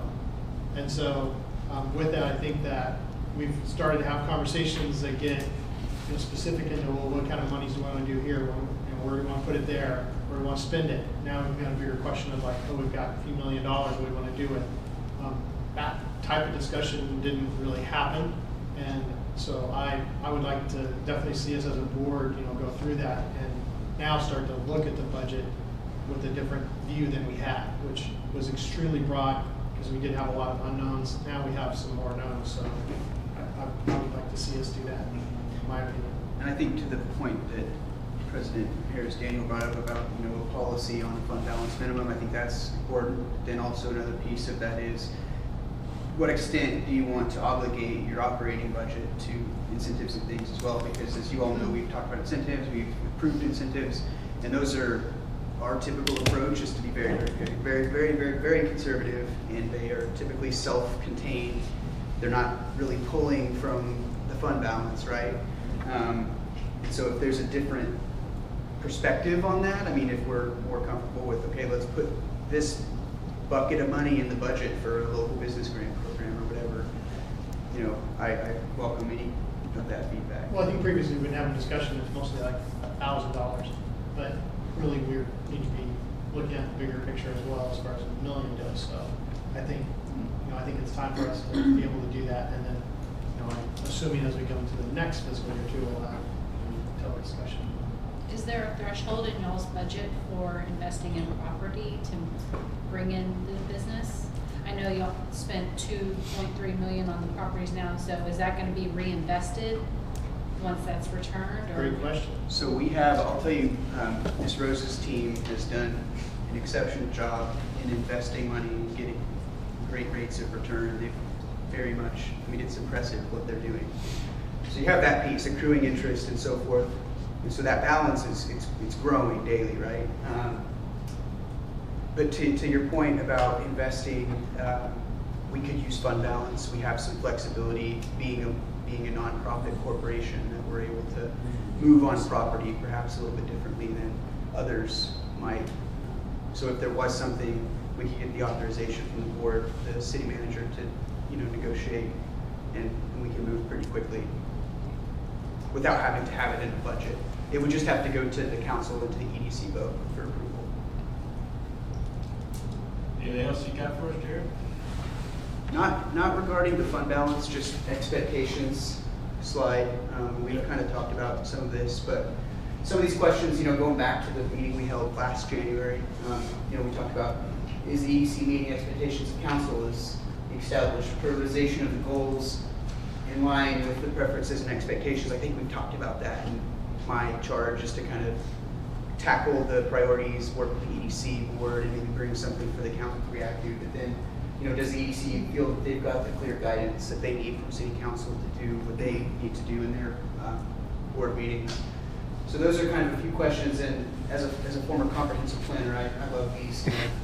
Imagine 1 year, 3 years. You have your druthers. Like, what is the economic development program in Saxe look like? What sorts of things do we kind of see? So, I think those first three questions are really critical, but then sort of the more philosophical, futuristic thinking piece also would be great if you all have that direction. Yeah, I think we should look at in a year, what does that look like? Can you make a statement? And it's not philosophical, it's here's what I would want to see, because that allows us something to drive towards. And that's why I asked the questions I did at the very beginning. Talk about the investment in infrastructure. If that's so high on your priority list, what have we done the past year? If the anchor tenants is so high on the list, what have we done with it the past year? It's not saying they weren't important, but like Teddy's saying, an update, what has happened with that information in the last year? And I think to that, I think given the questions that we hear from council, that meeting once a year, that's not enough. I think with what's happening here with economic development and what I'm hearing for expectations and like what's happening, we need to meet at least quarterly or something and make sure it's crystal clear. And that doesn't happen unless you get together and you have that communication. Otherwise, we're going to play a shell game every year on this. And I don't think we'll see the progress anymore. I think every quarter is overkill. Well, I was going to say, we also usually have the city council, in our meeting to help, help give that direction. We usually have a representative, but, I would also, I'm with you, I would like to say, okay, what is your goals for 1 and 5 years from now, so that we can be on the same page. It's kind of, we have all these documents and strategic things, and by the time you read them all, you're just confused at the end because there's so much going on. But like, just from your words, like you guys, like what are the priorities in your mind? On this one, and this is just Michelle Howarth. I'm looking at the 5. I'm not. In 5 years, I'm just thinking about I was elected to the council 5 years ago, roughly, and when I was elected, the station was grass, and I think the previous council had just started, or it was in the works of doing the sewer expansion and the stuff to get that going. That's a huge change in 5 years. I would like to see something. It's not going to be of that size, but of that importance to the city happen on 5th Street. That the middle of town revitalized to the point that that it's a core that can spread on its own to redevelop that area. That there's an anchor that says this middle part of town is a place to be and to build and to develop and visit and have your office, but that we've laid the groundwork for that, because I think we're all very aware that it isn't going to no developer is going to come in and just say, oh, well, I'm going to try that. But that's something that we nurture and direct and keep to happen. So eventually it starts to happen organically. Now, does that take 5 years? Does it take 3 years? Does it take 10? I don't know. But that we're all headed that way, that someone comes in and they're like, oh, this piece across the street or this piece here, I want to do X. And we're like, go, we got it. It's done, it's ready. You're writing our thing, but that we know what that is.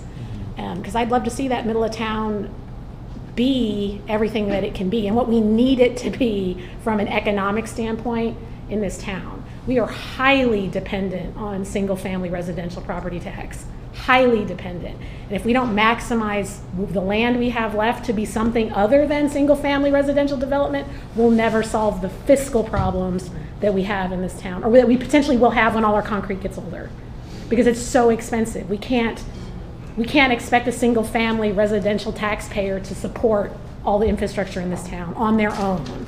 The math doesn't work. That means making all those pieces and that are empty or targets for redevelopment sing. And I don't have all the answers, but I know that's where we've got to get to if we want, 20 years from now to be able to replace sewer lines and streets and things that need to be done, because we're not there yet. We're struggling now. And the rest of town, how much of this town is 20 years old? A lot. We have a lot of concrete in this town that's the same age. And that semi-truck's coming down right at us. And I don't have all the answers, but I want to see a really good plan and try and make a full faith effort and attempt to make that happen. That's me. Part of Great. the question when we look at the land that's left, and we know that it needs infrastructure, but maybe having that total picture that knows it's going to take this to develop it, and then it's going to allow us to generate X amount of tax base, which then leads to what? Yes. How can things be replaced? So then that full cycle, because if we go the sexy route, we may just do something that looks cool at the beginning, Yes. and then later on it's costing money, not making money. Making it all sustainable and self-sustaining, that we're not 20 years from now or 30 years from now and there's not another city council that goes, oh my gosh, those idiots, what did they do in 2023? They'll definitely say that. Oh, I know they will, but I'm trying to avoid, like the big ones we can avoid, let's avoid those. Because there are situations that come up today that we look back 20 years and go, what the hell? Does the rest of the council echo that? Like, is that your 5-year plan? Does anybody have anything else? I'm on my island here by myself, maybe. Yeah. I don't know. Can you clarify, Michelle? I think to go along with that, looking at our sales tax is very critical in reality. Last January's issue of Municipal League magazine, I think it showed that the average income sales tax for budgets for cities is in the neighborhood of about 30%, 25-30% of the budget should be sales tax generator. We're at about 9 or 10 now. Just a few years ago, we were way less than that. We've made tremendous strides. But also, you go back and do a little bit of homework. Murphy's about 15.5% of their budget sales tax. Wiley's about 15%. Sunnyvale's about 27%. And if we're at 10, we're way below that. We're a much older city than they are. So that would be something that I would like to see as a priority, is somewhere in a 2 to 3 year goal to get us up to a certain level. I'm not saying what it needs to be, but also to go along with that, we're going to have to stop, and the city council, I guess, is probably more important guilty than anybody else. Quit rezoning our commercial, industrial, retail sales property into residential. Because once we do that, that's off the market. And we're got a situation where we've done that, and we need to quit doing that so we can keep that land available to develop into sales tax revenue entities. And I think that should be one goal that I would like to see us make sure that we keep in mind and establish some kind of a game plan. I don't have a game plan in mind, but I think we need to collectively somehow establish some type of a game plan for that. Like I say, I think we've made tremendous strides in the last few years, but we still got a long ways to go. Yeah, that's probably the theme of the whole meeting. We got a long way to go. You know, I'll just, Jared, just to address your slide directly, you know, on the first bullet point, I think that's to be determined. You know, I think we made a lot of good progress. You know, I think the second bullet point kind of answered it, the discussion we've had. Number 3 is not mine. And the last one is that in 1 year, I'd like to see something vertical on Fifth Street. In 3 years, I'd like to see the station, at least on the north side, almost complete.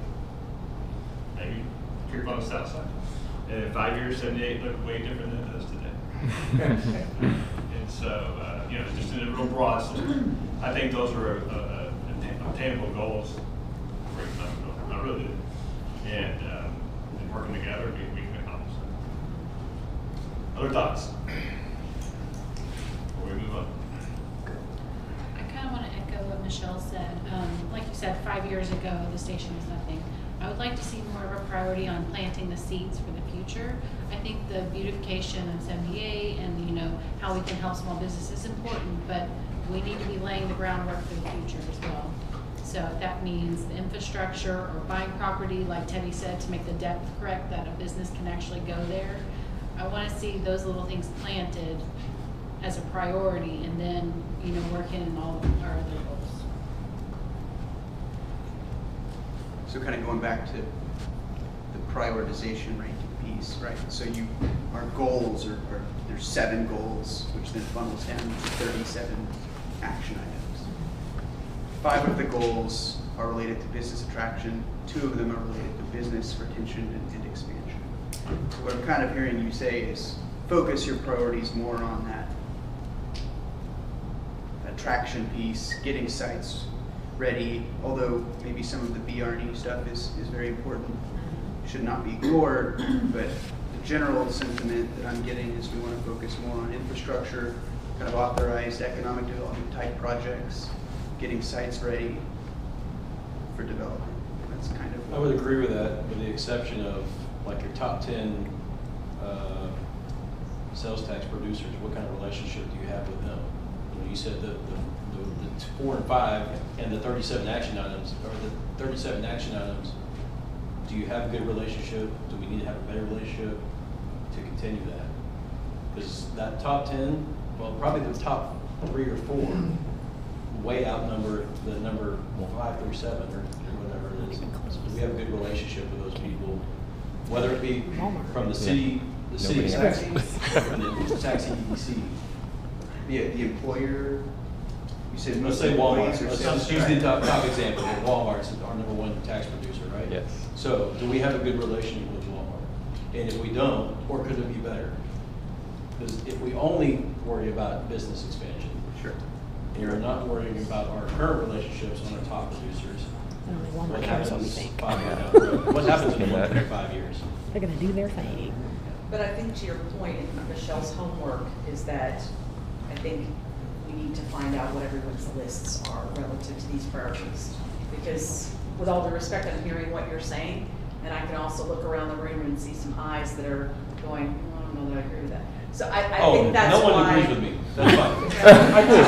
That's my job. So I think that exercise would be very helpful, and I think for Jared to be able to push that out to the group at the EDC level, we'll be able to come back with your lists.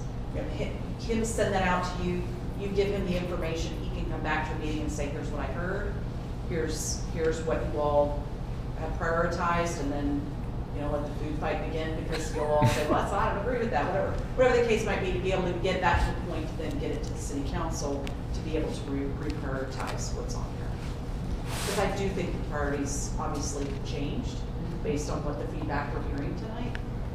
They have changed, and so we need to have the opportunity to put all that together and let it be reflected, and you all take a look at it and probably talk about it again. Michelle's already given us homework.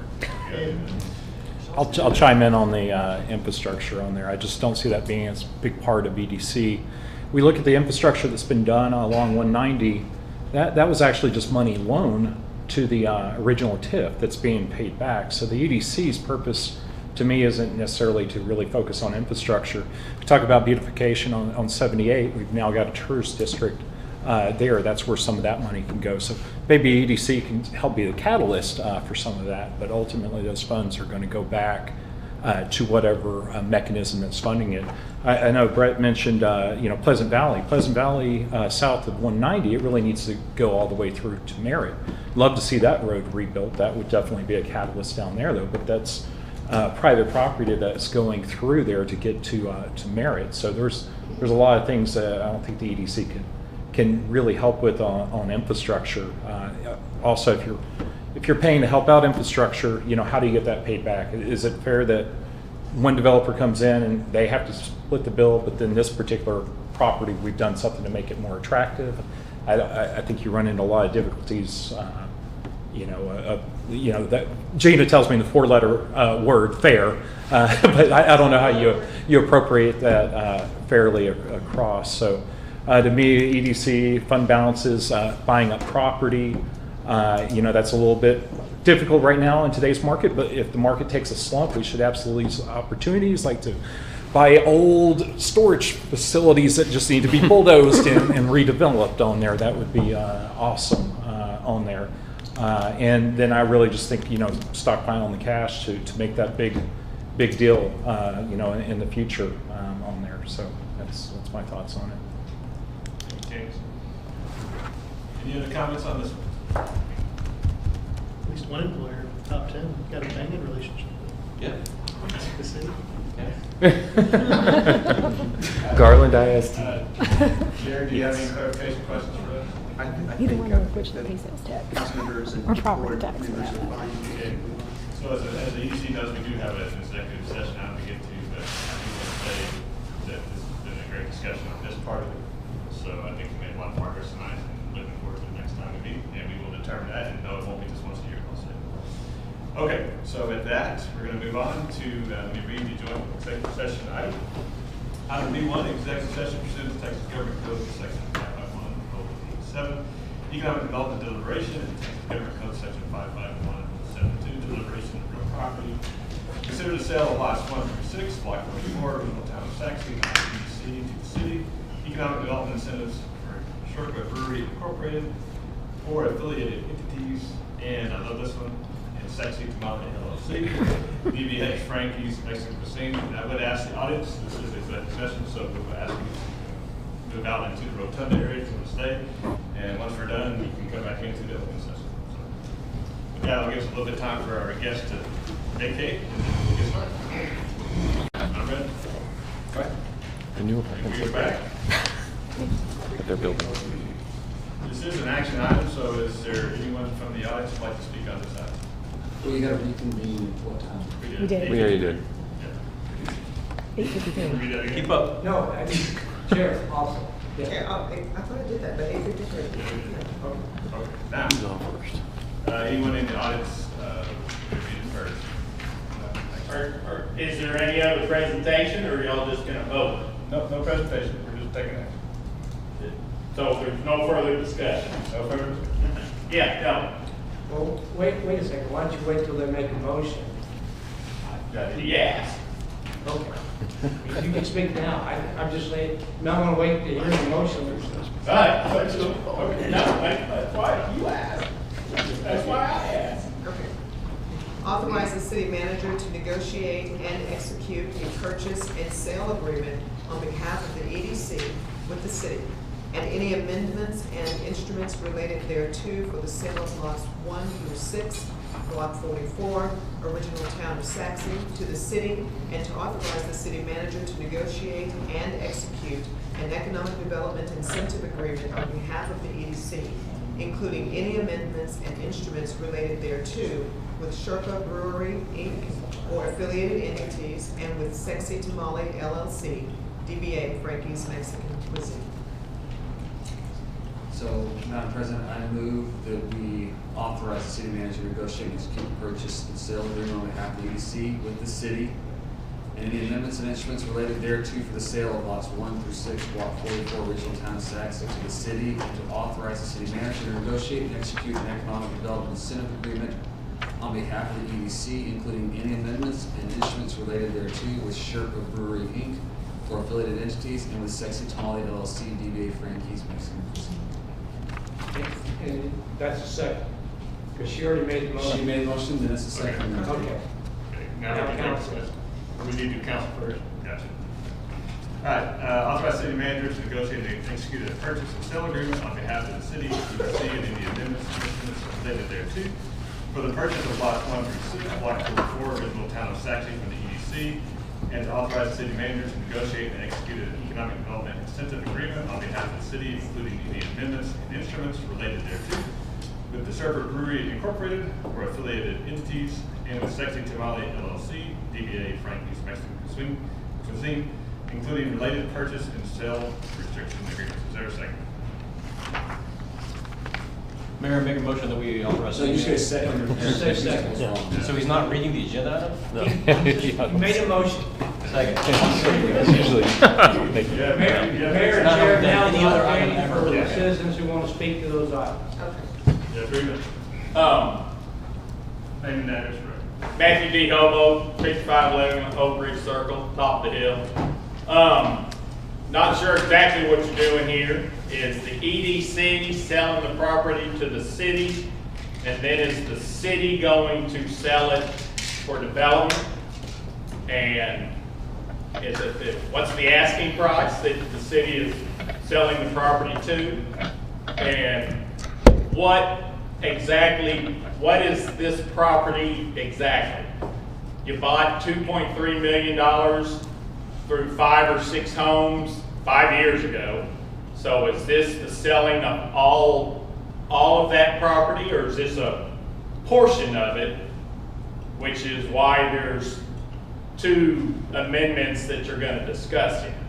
So I'm just looking for a better description of what the hell's happening right now. Anyone, is there anyone else who wants to speak? Go ahead, sir. Butch Kimber, 7107 Long Meadow Drive, Saxe. My question is, what are we selling this property for? What value are we selling it for? And if we're not selling it for market value, what are we getting in return to make up the difference from the selling price to the market value?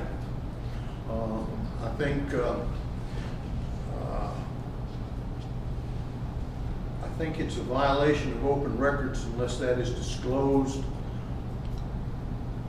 before voting upon it. And it's definitely a violation of open records law if it's not disclosed at all. I don't think you can circumvent open records by authorizing the city manager to negotiate and then never disclosing the results of those negotiations. So you need to be on notice that you need to do that. Thank you. Thank you, Mr. Chairman. Anybody else? No, you're good. Okay. Now's your chance. Mayor, it's not necessary for either the EDC or the city council to respond to the questions. The law allows citizens to have an opportunity to speak to an item that's on the agenda for action. In response to the complaint, the citizens comment about not disclosing the sales price. The action is for the city manager to negotiate the purchase and sale of those two agreements, and so it's still being negotiated. And so the actual sales price does not have to be disclosed at this time. It's still being negotiated. Once the contracts are executed, they will be public records, and the public will have an opportunity to see all the documents that are related, that are then executed. Thank you, Mr. Smith. No, sir. No, sir. Sit down. One last question, Joe. If you want to ask me a question after the meeting, I'm happy to answer. No, I'm asking a question based on what you just said.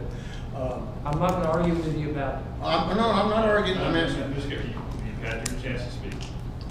So we can talk about it with the attorney afterwards.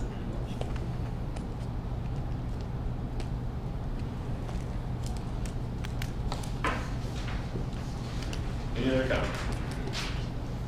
Okay, so we need a motion. You had the motion? Yeah, sorry, need a vote. So EDC and then So, vote. you need the chair, you've got a motion? We've got and a motion and a second. Now we need a vote on it. Oh, okay. Yes, all those. All those in favor of the motion and the second, show of hands. Is that- Show of hands by the EDC board. EDC. Those opposed? Those opposed? Motion carried. Motion carries. It's unanimous. Yep, Mayor, now it's your turn. We do have a motion and a second from the council. All in favor, raise your right hand. All opposed? Motion carries.